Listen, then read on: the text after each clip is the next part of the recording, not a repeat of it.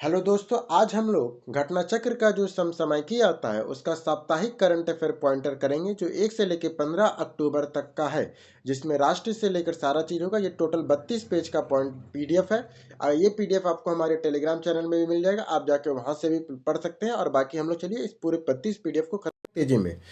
राष्ट्र पूरे देश में खादी महोत्सव 2025 का आयोजन किस संस्थान ने किया है? तो खादी और ग्रामोद्योग आयोग ने। यह आयोजन किस मंत्र को जन जन तक पहुंचाने के लिए किया गया? तो हर घर स्वदेशी, घर घर स्वदेशी।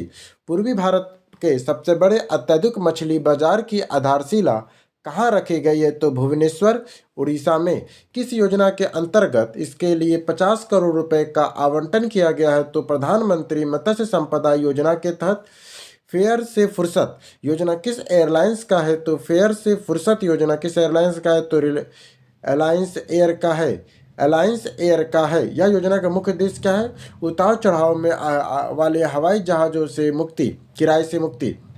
कर्मचारी भविष्य निधि संगठन द्वारा विवादों और लीगल मामलों को आसान बनाने के लिए कौन सी योजना शुरू हुई है? विश्वास योजना। विश्वास योजना किस अधिनियम के अंतर्गत आता है? तो कर्मचारी भविष्य निधि और विधि प्रावधान अधिनियम 1952 के तहत। विश्वास योजना का मुख्य उद्देश्य क्या है? तो दंडात्मक क्षतिपूर्ति को तर्कसंगत बनाना। जल शक्ति मंत्रालय किस कार्यक्रम की घोषणा की है? तो जन संचार इंटर्नशिप कार्यक्रम का। जन संरचना के क्षेत्र में इंटर्नशिप किन छात्रों ने के लिए है? तो स्थानांतरक तथा शोध विद्यार्थियों के लिए जन संचार से इंटर्नशिप के लिए है। चुने गए उम्मीदवारों को प्रति माह कितना मानदेय मिलेगा? तो 15,000 रुपये। 6 से 9 माह तक के इस कार्यक्रम के तहत जनसंचार के छात्र किसका अनुभव करेंगे? तो जल संसाधन प्रबंधन का। गूगल एआई हब का शुभारंभ कहाँ हुआ है? तो विशाखापट्टनम, आंध्र प्रदेश में। गूगल का जो एआई हब है इसका शुभारंभ कहाँ हुआ है? तो विशाखापट्टनम, आंध्र प्रदेश में। यह पहले किसको बढ़ावा देगी? तो डिजिटल अर्थव्यवस्था को देगी। सिद्धि जनजाति समुदाय की साक्षरता दर बढ़कर कितनी हो गई है? तो सिद्धि जनजाति की तो 72% से अधिक हो गई है। सिद्धि समुदाय को राष्ट्रपति ने किसके लिए प्रोत्साहित किया? तो शिक्षा प्राप्त करने के लिए। पहला वाइब्रेंट गुजरात क्षेत्रीय सम्मेलन कहाँ आयोजित हो रहा है? तो मेहसाना, गुजरात में। पहला वाइब्रेंट गुजरात क्षेत्रीय सम्मेलन का उद्घाटन किसने किया? तो मुख्यमंत्री भूपेंद्र पटेल ने। यह आयोजन किस राष्ट्रीय दृष्टिकोण से जुड़ा है? तो विकसित भारत 2047 से। किस राज्य ने सभी जिलों में स्वदेश मेले का आयोजन किया है? तो उत्तर प्रदेश ने सभी जिलों में स्वदेश मेले का आयोजन किया है। स्वदेश मेले किस आयोजन की सफलता के बाद प्रारंभ हुआ है? तो तीसरा उत्तर प्रदेश अंतर्राष्ट्रीय व्यापार प्रदर्शनी के बाद। स्वदेश मेले का मुख्य उद्देश्य क्या है? तो सूक्ष्म, लघु और मध्यम उद्योग एमएसएमई को प्रोत्साहन और स्थानीय उत्पादों को बढ़ावा। गोरखपुर में स्वदेशी मेले का उद्घाटन किसने किया है? तो मुख्यमंत्री योगी आदित्यनाथ ने। मेले में सांस्कृतिक कार्यक्रमों का आयोजन किस विभाग के सहयोग से हुआ है? तो संस्कृति विभाग। उत्तर प्रदेश सरकार किस स्तर पर दिव्यांग पुनर्वास केंद्र स्थापित करने जा रही है? तो प्रत्येक मंडल और मुख्यालय पर। दिव्यांग पुनर्वास केंद्रों की स्थापना का मुख्य उद्देश्य क्या है? तो दिव्यांगजनों को समाज की मुख्य धारा से जोड़ना। इन केंद्रों में दिव्यांगों को कैसी सेवाओं एक स्थान पर उपलब्ध करोगी? तो मनोवैज्ञानिक परामर्श, चिकित्सा शिक्षा, व्यावसायिक सहायता और ऑर्थोटिक प्रोथेस्टिक सहायता से। वर्तमान में उत्तर प्रदेश के कितने जिलों में दिव्यांग पुनर्वास केंद्र कार्यरत है? तो 37 जिलों में। इनमें से कितने मंडल मुख्यालय में वर्तमान में दिव्यांग पुनर्वास केंद्र कार्यरत है? तो 11 में। भारतीय राज्यों में यूपीआई लेन देन तीव्रता, यूपीआई ट्रांजैक्शन को कौन सा राज्य अग्रणी रूप से उभरा है? तो तेलंगाना। यह जानकारी किसने प्रकाशित की है? कि भारतीय रिजर्व बैंक ने। तेलंगाना के अलावा उच्च प्रति व्यक्ति यूपीआई उपयोग की रिपोर्ट करने वाले अन्य राज्य केंद्रशासित प्रदेशों में से है तो कर्नाटक, आंध्र प्रदेश, दिल्ली और महाराष्ट्र है। विधिक सूचना प्रबंधन और ब्रीफिंग प्रणाली LIMBS का अंतर्गत लाइव केस डैशबोर्ड का उद्घाटन किसने किया है? तो केंद्रीय विधि और न्याय मंत्री अर्जुन राम मेघवाल ने। इस डैशबोर्ड का उद्घाटन किस उद्देश्य से किया गया? तो सरकारी मुकदमेबाजी में पारदर्शिता और दक्षता लाने के लिए। LIMBS का पूर्ण रूप किस मंत्रालय द्वारा किस लेन देन के लिए लॉन्च किया गया है? तो कानून और न्याय मंत्रालय ने वर्ष 2015 में। पहले चरण में दिव्य पोर्टल कितने आयुष पदार्थ सूक्ष्मदर्शी करेगा? तो 100। दिव्य पोर्टल का पूर्ण रूप क्या है? तो आयुष पदार्थों को बहुमुखी मानदंड के लिए डिजिटलाइज पुनर्वृत्ति का अनुपयोग। दिव्य किस संस्थान की पहल है? तो दिव्य केंद्रीय आयुर्वेदिक विज्ञान अनुसंधान परिषद CCRS का। दिव्य किस संस्थान की पहल है? तो दिव्य किसकी पहल है? तो केंद्रीय आयुर्वेद विज्ञान अनुसंधान परिषद का है। दिव्य का अनावरण कहाँ किया गया? तो 10वां आयुर्वेद दिवस समारोह गोवा में। दिव्य पोर्टल किस दिशा में महत्वपूर्ण कदम है? पारंपरिक चक्कर में साक्ष्य आधारित एकीकरण और डिजिटल परिवर्तन के लिए। फिक्की HL 2025 कार्य योजना कहाँ आयोजित की गई है? तो नई दिल्ली में। सम्मेलन का विषय क्या है? तो केयर एट 25 स्वच्छता सेवा में निर्णायक क्षण। भारतीय वाणिज्यिक और उद्योग महासंघ FICCI द्वारा किसका आयोजन किनके सहयोग से किया जाएगा? तो स्वास्थ्य और परिवार कल्याण मंत्रालय के और नीति आयोग के द्वारा। तंबाकू मुक्त युवा अभियान 3.0 किन मंत्रालय ने शुरू किया है? तो शिक्षा मंत्रालय, स्वास्थ्य और परिवार कल्याण मंत्रालय ने किया है। भारत में तंबाकू से हर साल लगभग कितनी मौतें होती है? तो 13 लाख मौतें होती है। अभियान 3.0 का व्यापक राष्ट्रीय लक्ष्य किस दिशा में योगदान देगा? तो 2047 तक विकसित भारत के लिए। ग्रामीण जल में स्वच्छता योजना को डिजिटल मॉनिटरिंग को बढ़ाने हेतु पेयजल और स्वच्छता विभाग किस संस्थान के साथ समझौता ज्ञापन पर हस्ताक्षर किया है? तो भास्कराचार्य राष्ट्रीय अंतरिक्ष अनुप्रयोग और भू संरचना विज्ञान संस्थान के साथ। यह समझौता किन दो राष्ट्रों के मिशनों की निगरानी को सुदृढ़ करने के उद्देश्य से किया गया? तो जल जीवन मिशन और स्वच्छ भारत मिशन ग्रामीण के तहत। MOA साक्षरता समारोह का अध्यक्षता किसने किया? तो अशोक के मीना ने किया है। यह पहल किस राष्ट्रीय योजना के अनुरूप है? तो प्रधानमंत्री गति शक्ति राष्ट्रीय मास्टर प्लान के तहत है। सभी विद्युत वाहनों में ध्वनि वाहन चेतावनी प्रणाली को सरकार किस स्थिति से लागू करने का प्रस्ताव दिया है? तो 1 अक्टूबर 2027 तक। यह प्रस्ताव किस मंत्रालय ने दिया है? तो सड़क परिवहन और राजमार्ग मंत्रालय ने। नए इलेक्ट्रॉनिक वाहन मॉडल में ABS की स्थिति से अनिवार्य हो जाएगा तो 1 अक्टूबर 2026 से। ABS मुख्य रूप से क्या उद्देश्य है? तो सड़क सुरक्षा। ABS प्रणाली किन क्षेत्रों में पहले से अनिवार्य है? तो अमेरिका, जापान, यूरोपीय संघ और कुछ देशों में। राष्ट्रीय परिवार स्वास्थ्य सर्वेक्षण NFHS के आंकड़ों के अनुसार भारत में संस्थागत प्रसव कराने में बढ़ाकर कितने प्रतिशत हो गई? तो 89%। नमूना पंजीकरण प्रणाली SRS के अनुसार भारत में मातृत्व मृत्यु अनुपात MMR के घटकर प्रति लाख जीवित जन्मों पे कितना हो गया? तो 88। नमूना पंजीकरण प्रणाली SRS के अनुसार शिशु मृत्यु दर प्रति 1000 जीवित जन्मों में घटकर कितना हो गया है? तो 27। 5 वर्ष से कम आयु के बच्चों की मृत्यु दर U5MR में वैश्विक औसत गिरावट 14% की तुलना में भारत में कितनी गिरावट आई है? तो 42%। विश्व स्वास्थ्य संगठन WHO के आंकड़ों के अनुसार भारत में तपेदिक TB की घटना कितनी गिरावट आई है? तो 17.7% का। स्वास्थ्य मंत्री के अनुसार GST 2.0 फ्रेमवर्क के तहत सरकार ने स्वास्थ्य बीमा पर कितने प्रतिशत GST का प्रस्ताव दिया है? तो 0%। स्वास्थ्य बीमा पर 0% GST होगा। केंद्रीय गृह मंत्री अमित शाह ने किस स्वदेशी भारतीय ईमेल प्लेटफॉर्म को अपनाया है? तो जोहो मेल को। अमित शाह द्वारा जोहो मेल को अपनाने के निर्णय भारत सरकार के किस प्रमुख पहल के अनुरूप है? तो आत्मनिर्भर भारत का है। अमित शाह से पहले किस केंद्रीय मंत्री ने आधिकारिक रूप से जोहो वर्कस्पेस को स्विच किया था? तो अश्वनी वैष्णव ने। केंद्रीय IT मंत्री अश्वनी वैष्णव ने। भारत के पहली बुलेट ट्रेन कब तक चालू होने का लक्ष्य रखा गया? तो अक्टूबर 2025। कब तक रखा गया? तो 2027 तक। पहली बुलेट ट्रेन कब तक चालू करने का लक्ष्य है? तो वर्ष 2027 तक। भारत की पहली बुलेट ट्रेन परियोजना किस मार्ग को जोड़ेगी? तो मुंबई से अहमदाबाद गुजरात को जोड़ेगी। इसकी अनुमानित लंबाई कितना है? तो लगभग 508 किलोमीटर है। इस परियोजना का क्रियान्वयन एजेंसी कौन सी है? तो national high speed rail corporation limited है। बुलेट ट्रेन की अधिकतम परिचालन गति कितनी है? तो 320 किलोमीटर प्रति घंटा है। इस महत्वाकांक्षी परियोजना में भारत को तकनीकी और वित्तीय सहायता किस देश से प्राप्त हो रही है? तो जापान से हो रही है। किस नीति का मसौदा सामाजिक परामर्श से जुड़ा हुआ है? तो श्रम शक्ति गति 2025। श्रम शक्ति नीति 2025 किस मंत्रालय ने जारी की है? तो श्रम और रोजगार मंत्रालय ने। यह नीति किस प्रकार की पहली है? तो भारत की पहली एकीकृत राष्ट्रीय श्रम रोजगार नीति है। नीति का मुख्य फोकस उद्देश्य क्या है? निष्पक्ष समावेशी भविष्य तैयार कार्य विषय बनाना। यह नीति श्रम तंत्र में क्या सुनिश्चित करना चाहती है? तो श्रमिक की गरिमा, सुरक्षा और अवसर, श्रम और पारिस्थितिकी का आधुनिकीकरण। यह नीति किस राष्ट्रीय दृष्टि से जुड़ी है? तो विकसित भारत 2047 के लक्ष्य से। प्रधानमंत्री ने किस परियोजना का उद्घाटन किया और जिसे भारत का सबसे बड़ा ग्रीनफील्ड हवाई अड्डा बताया जा रहा है? तो नवी मुंबई अंतर्राष्ट्रीय हवाई अड्डा को। NMAI परियोजना के निर्माण में कुल कितनी लागत आ रही है? तो लगभग में 19,650 करोड़ रुपए। 19,650 करोड़ रुपए। NMAI किस मॉडल के तहत विकसित किया जा रहा है? तो सार्वजनिक निजी भागीदारी PPP मॉडल पे। पीपीपी मॉडल में एनआईएमई विकसित करने के लिए प्रमुख निजी कंपनी कौन सी है? तो अदानी एयरोस्पेस होल्डिंग लिमिटेड है। एनएमआईए की प्रमुख विशेषता क्या? तो भारत का पूर्णतः डिजिटल 5G सक्षम और पर्यावरण स्थायी हवाई अड्डा। एक यह नया हवाई अड्डा मुंबई के किस मौजूदा हवाई अड्डे का पूरक बनेगा? तो छत्रपति शिवाजी महाराज अंतर्राष्ट्रीय हवाई अड्डा। भारत का पहला commercial electronic track battery shaping और चार्जिंग स्टेशन किसने उद्घाटित किया है? तो केंद्रीय सड़क परिवहन राजमार्ग मंत्री नितिन गडकरी ने। यह स्टेशन कहाँ स्थापित किया जा रहा है? तो सोनीपत हरियाणा में। यह सुविधा किस परिसर में स्थित है? तो दिल्ली के international cargo terminal private limited में है। इस पहल का मुख्य उद्देश्य क्या है? तो हरित परिवहन को बढ़ावा देना और कार्बन उत्सर्जन घटाना।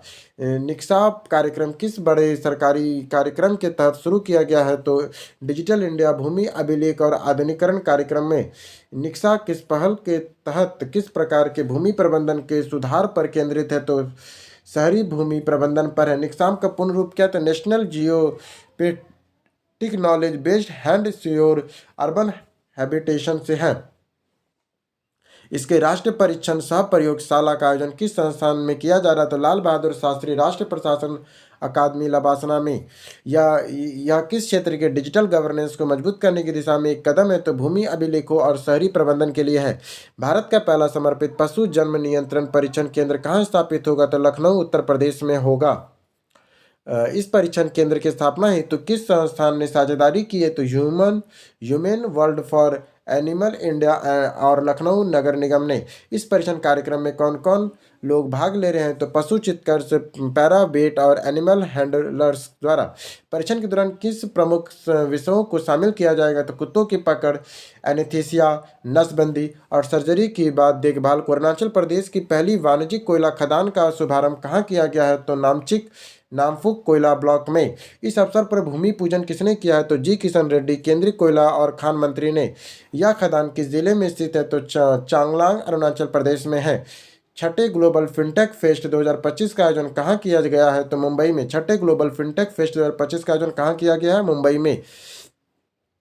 इस वर्ष ग्लोबल फिनटेक फेस्ट का विषय क्या है? तो कृत्रिम बुद्धिमत्ता एआई द्वारा संचालित एक बेहतर दुनिया के लिए वित्त का सशक्तिकरण। सीमा सड़क संगठन बीआरओ के हिमांक परियोजना के तहत विश्व का सबसे ऊंची मोटर योग्य सड़क कहाँ बनाई जा रही है? तो मांगला दर्रा लद्दाख में। यह सड़क की ऊंचाई समुद्र तल से कितनी है? तो 19,400 फीट है। कोल इंडिया की पूर्णतः महिलाओं द्वारा संचालित पहली केंद्रीय भंडार इकाई का उद्घाटन कहाँ किया गया है? तो कोरबा छत्तीसगढ़ में। यह पहल किस अभियान के अंतर्गत शुरू की गई? तो विशेष अभियान 5.0 के तहत। इससे पहले कोल इंडिया की पूर्णतः महिलाओं द्वारा संचालित पहली डिस्पेंसरी कहाँ शुरू की जा चुकी है? तो बिलासपुर छत्तीसगढ़ में। पीएम मोदी ने इंडिया मोबाइल कांग्रेस 2025 का उद्घाटन कहाँ किया है? तो नई दिल्ली में। इंडिया मोबाइल कांग्रेस कैसा आयोजन है? तो एशिया का सबसे बड़ा दूरसंचार मीडिया और प्रौद्योगिकी आयोजन है। पीएम सेतु योजना की घोषणा कहाँ की गई है? तो नई दिल्ली में। पीएम सेतु योजना का पूरा नाम क्या है? अपग्रेडेड आईटीआई के माध्यम से प्रधानमंत्री कौशल और रोजगार परिवर्तन करना। पीएम सेतु से देश भर में कितने से अधिक आईटीआई लाभान्वित होंगे? तो 1,000 से अधिक। पटना में मेट्रो सेवा की शुरुआत के साथ बिहार देश का कौन सा मेट्रो राज्य बन गया है? तो 12वां। पटना मेट्रो सेवा के पहले चरण में किन दो स्टेशनों के बीच सेवा शुरू की गई है? तो न्यू एसबीटी भूतनाथ रोड में। पटना मेट्रो सेवा का विस्तार आगे किस स्थान तक किया जाएगा? तो मलाबी पकड़ी तक। पटना मेट्रो में कहाँ तक किया जाएगा? मलाही पकड़ी तक। रेलवे दुर्घटना में एकीकृत राहत कार्य के लिए किन किन संस्थानों के बीच त्रिपक्षीय समझौता ज्ञापन पर हस्ताक्षर हुआ है? तो रेलवे सुरक्षा बल, राष्ट्रीय आपदा प्रतिक्रिया बल और भारतीय रेलवे आपदा प्रबंधन संस्थान बेंगलुरु के बीच में। इस समझौता ज्ञापन पर कहाँ हस्ताक्षर हुआ है? तो नई दिल्ली में हुआ है। इस साझेदारी का मुख्य उद्देश्य क्या है? तो गोल्डन आवर के दौरान लोगों को जान बचाने के लिए है। दलहन आत्मनिर्भरता मिशन को मंजूरी किसने दिया है? तो केंद्रीय मंत्रिमंडल ने दिया है।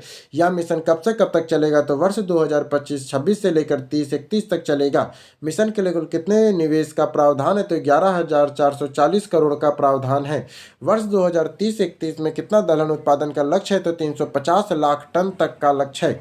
इस मिशन में कितने किसानों को लाभ मिलेगा? तो लगभग 2 करोड़ किसानों को लाभ मिलेगा। सीखो और कमाओ किस विभाग द्वारा शुरू की गई है? तो दिव्यांगजन सशक्तिकरण विभाग के द्वारा। यह पहल किसके लिए शुरू की गई? तो राष्ट्रीय संस्थाओं के छात्रों के लिए। माई भारत मोबाइल एप्लीकेशन का शुभारंभ कहाँ हुआ है? तो नई दिल्ली में।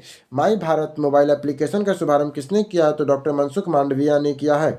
माई भारत प्लेटफॉर्म क्या है? तो ऑनलाइन युवा नेतृत्व और सामाजिक जुड़ाव मंच है। अखिल भारतीय ई कचरा रिसाइकलिंग अभियान किस मंत्रालय द्वारा चलाया गया है? तो खान मंत्रालय के द्वारा। अभियान किसके सहयोग से चलाया जा रहा है? तो जवाहरलाल नेहरू में एल्यूमिनियम अनुसंधान विकास और डिजाइन केंद्र के द्वारा। आपकी पूंजी आपका अधिकार अभियान का शुभारंभ कहाँ हुआ है? तो गांधीनगर गुजरात में हुआ है। आपकी पूंजी आपका अधिकार अभियान। इस राष्ट्रव्यापी जागरूकता अभियान की अवधि कब तक है? तो अक्टूबर से लेकर दिसंबर 2025 तक है। यह अभियान किन संपत्तियों से संबंधित है? तो बिना दावे वाले संपत्ति से है। महाजय घर योजना का शुभारंभ किस राज्य में हुआ है? तो गोवा में हुआ है। महाजय घर योजना क्या प्रदान करती है? तो सरकारी जमीन पर बसे लोगों को मालिकाना हक। देश के पहले सरकारी मल्टीफील्ड कॉम्पोस्ट बायोगैस का प्लांट का उद्घाटन कहाँ हुआ है? तो कोपरगांव अहिल्या नगर जिला महाराष्ट्र में। प्लांट प्रतिदिन कितना सीबीजी उत्पादित करती है? तो 12 टन। आदिवासी ग्राम विजन 2030 की घोषणा पत्र कहाँ जारी किया गया? तो 1 लाख आदिवासी बहुल गांवों और टोलों में। इस पहल के लिए किस अभियान का हिस्सा है? तो आदि कर्मयोगी अभियान का है।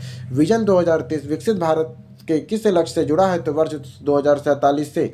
नाइलगिट डिजिटल विश्वविद्यालय प्लेटफॉर्म का उद्घाटन कहाँ हुआ है? तो नई दिल्ली में हुआ है। इस डिजिटल विश्वविद्यालय का लक्ष्य 2030 तक कितने छात्रों तक पहुंचना है? तो 40 लाख। प्लेटफॉर्म किस क्षेत्र में कोर्स प्रदान करता है? तो AI, cyber security, data science और सेमीकंडक्टर पे। असम सरकार ने किस प्रसिद्ध गायक के रहस्यमयी मौत की जांच के लिए सिंगापुर के साथ पारंपरिक कानूनी सहायता संधि मल्टी लार्ज असेसमेंट ट्रीटी का आह्वान किया है? तो जुबिन गर्ग ने किया है। मौत की वजह क्या बताई गई है? तो समुद्र में डूबना। जी इन्हें किस अवसर पर बुलाया गया? तो भारत सिंगापुर राजनयिक संबंधों की 60वीं वर्षगांठ पे भारत आसियान पर्यटन वर्ष और पूर्वोत्तर भारत महोत्सव के तहत राष्ट्रीय अपराध रिकॉर्ड ब्यूरो एनसीआरबी की वर्ष 2023 की रिपोर्ट के अनुसार कृषि क्षेत्र में आत्महत्याओं की कुल संख्या कितनी रही? तो 10,786, जिसमें से 4,690 किसान और काश्तकार थे, जबकि 6,096 के कृषि मजदूर थे। वर्ष 2030 में किसान और श्रमिकों की आत्महत्या के सबसे अधिक मामले दर्ज करने वाला भारतीय राज्य कौन है? तो महाराष्ट्र है, जो कुल आत्महत्याओं में 38% सिर्फ महाराष्ट्र में होता है। किसान कृषि श्रमिकों की आत्महत्या के मामले में महाराष्ट्र के बाद दूसरे स्थान पर कौन सा राज्य है? तो कर्नाटक है, जहां 22% किसान आत्महत्या करते हैं। तो क्या रिपोर्ट है यार। एनसीआरबी रिपोर्ट 2023 के अनुसार कृषि क्षेत्र में हत्याएं देश के कुल आत्महत्या का 1,71,718 का कितना प्रतिशत है? तो टोटल 6.3%। किस संगठन ने कपास के आयात शुल्क हटाने के लिए केंद्र सरकार के फैसले को किसान आत्महत्या से बढ़ने का बताया है? तो अखिल भारतीय किसान सभा ने। किस भारतीय राज्य ने वर्ष 2023 को कृषि क्षेत्र के संबंधित शून्य आत्महत्या दर्ज किया है? तो पश्चिम बंगाल, बिहार, उड़ीसा, झारखंड में 2023 में कृषि क्षेत्र में शून्य आत्महत्या हुआ। ये थोड़ा सा बढ़िया है। कहाँ पर? पश्चिम बंगाल, बिहार, उड़ीसा और झारखंड में। वर्ल्ड फूड इंडिया 2025 का आयोजन कहाँ हुआ? तो नई दिल्ली में हुआ। इस आयोजन का उद्घाटन किसने किया है? तो नरेंद्र मोदी ने किया है। आयोजन में कितने देशों को प्रतिनिधित्व शामिल है? तो 90 से अधिक है। वर्ल्ड फूड इंडिया 2025 का मुख्य उद्देश्य क्या है? तो भारत को वैश्विक खाद्य हब बनाना। अंतर्राष्ट्रीय भारत को राष्ट्रीय संयुक्त राष्ट्र मानवाधिकार परिषद यूएनएचआरसी ने किस अवधि के लिए निर्विरोध चुना है? तो वर्ष 2026 से 28 के लिए। भारत को संयुक्त राष्ट्र मानवाधिकार परिषद में कौन सी बार चुना गया है? तो 7वीं बार। गुटनिरपेक्ष आंदोलन की 19वीं मध्यावधि की मंत्रिपरिषद बैठक का आयोजन कहाँ किया गया है? तो कंपाला, युगांडा में। इस बैठक में भारतीय प्रतिनिधि का नेतृत्व किसने किया है? तो कीर्तिवर्धन सिंह विदेश राज्य मंत्री ने। यह बैठक का विषय थीम पर आधारित है। तो साझा वैश्विक साझेदारी के लिए सहयोग को सुदृढ़ करना। जापान की पहली महिला प्रधानमंत्री कौन बनी है? तो साने साकाइची। जापान की पहली महिला प्रधानमंत्री कौन बनी है? तो साने साकाइची बनी है। ताकाइची किस दल के नेता थे? तो लिबरल डेमोक्रेटिक पार्टी के। ताकाइची किस दल के नेता थे? तो लिबरल डेमोक्रेटिक पार्टी के थे। भारत ने किस देश के साथ व्यापार और प्रौद्योगिकी के लिए रणनीतिक गठबंधन की योजना बनाई है? तो ब्राजील ने। भारत ने किस देश के साथ व्यापार और प्रौद्योगिकी के लिए रणनीतिक गठबंधन की योजना बनाई है? तो ब्राजील ने बनाई है। इस योजना में घोषणा किसकी भारत यात्रा में के बाद हुई है? तो गोलराल्ड अल्कमेरिन ब्राजील के उपराष्ट्रपति। इस योजना की घोषणा भारत यात्रा के बाद हुई, तो वह गेराल्डो अल्कमीन ने ब्राजील के उपराष्ट्रपति ने की। दोनों देशों ने वर्ष 2030 तक कितना द्विपक्षीय व्यापार का लक्ष्य रखा है? तो $20 बिलियन का। गठबंधन का मुख्य उद्देश्य क्या है? राजनीतिक, आर्थिक और तकनीकी में सहयोग करना। किस देश ने एशिया और प्रशांत क्षेत्र में संयुक्त राष्ट्र वैश्विक भूसैनिक सूचना प्रबंधन की क्षेत्रीय समिति UNGGIMAP के सह अध्यक्ष चुना गया है? तो भारत में। भारत का कार्यकाल कितना है? तो 30 वर्ष। 2025 से 28 के लिए चुनाव कहाँ हुआ है? तो ज्ञानसिंह सिंह दक्षिण कोरिया में। UNGGIMAP में भारत का प्रतिनिधित्व कौन करेगा? तो हितेश कुमार एस मकवाना ने किया। भारत के महासर्वेक्षक हैं। इच्छा मृत्यु को वैध बनाने वाला पहला लैटिन अमेरिका देश कौन सा है? तो उरुग्वे है। इच्छा मृत्यु को वैध बनाने वाला पहला लैटिन अमेरिकी देश कौन सा है? उरुग्वे है। कानून का नाम क्या है? तो dignified death bill. Dignified death bill. मानसिक रूप से स्वस्थ वयस्क इच्छा मृत्यु का विकल्प किस स्थिति में चुना गया है? तो असाध्य रोग और अंतिम चरण में। अमेरिका के अर्जेंटीना में मुद्रा संकट के दौरान किसकी सहायता की घोषणा किया है? तो $20 अरब की। अर्जेंटीना में वर्तमान राष्ट्रपति कौन है? तो जेवेरियर इमाइली है। अर्जेंटीना में वर्तमान राष्ट्रपति कौन है? तो जेवेरियर माइली है। भारत में मंगोलिया से ने कितने समझौते पर हस्ताक्षर किया है? तो 10। भारत और मंगोलिया ने कितने समझौते पर हस्ताक्षर किया है? तो 10। दोनों देशों में किसका जश्न मना रहे हैं? तो राजनीतिक संबंधों की 70वीं वर्षगांठ का। भारत में मुफ्त ई वीजा किसके लिए घोषित किया गया है? तो मंगोलियाई नागरिकों के लिए। भारत में मुफ्त ई वीजा किसके लिए घोषित किया गया है? तो मंगोलियाई नागरिकों के लिए। दोनों देशों के मध्य रणनीतिक साझेदारी में कितने वर्ष हो गए हैं? तो 10 वर्ष हो गए हैं। अफगानिस्तान किस विदेश मंत्री ने भारत की यात्रा को संपन्न किया? तो आमिर खान मुस्तकी ने किया है। मुस्तकी ने किस भारतीय मंत्री से मुलाकात किया? तो डॉक्टर एस जयशंकर विदेश मंत्री ने। संयुक्त राष्ट्र सुरक्षा परिषद ने मुस्तकी को क्या प्रदान किया? तो यात्रा प्रतिबंध से में अस्थायी छूट। मुस्तकी ने किस संस्थान का दौरा किया? तो दारुल उलाम देवबंद सहारनपुर का किया है। यात्रा का मुख्य एजेंडा क्या है? तो द्विपक्षीय संबंध और क्षेत्रीय सुरक्षा करना। अफगान मंत्री प्रतिनिधि मंडल ने किससे मुलाकात की? तो भारतीय व्यापार समुदाय से। अफगान मंत्रिमंडल ने किससे मुलाकात की? तो भारतीय व्यापारिक समुदाय से। फ्रांस के किस नेता ने पुनः देश में प्रधानमंत्री नियुक्त किया गया है? तो सेबेस्टियन लेकानू को। फ्रांस ने किस नेता को पुनः देश का प्रधानमंत्री नियुक्त किया है? तो सेबेलिनो नेकानू को। अमेरिका के राष्ट्रपति डोनाल्ड ट्रंप के ने मध्य पूर्वी शांति स्थापना के प्रयासों के लिए किन दो देशों का सर्वोच्च नागरिक सम्मान से सम्मानित किया गया है? तो इसराइल और मिस्र को।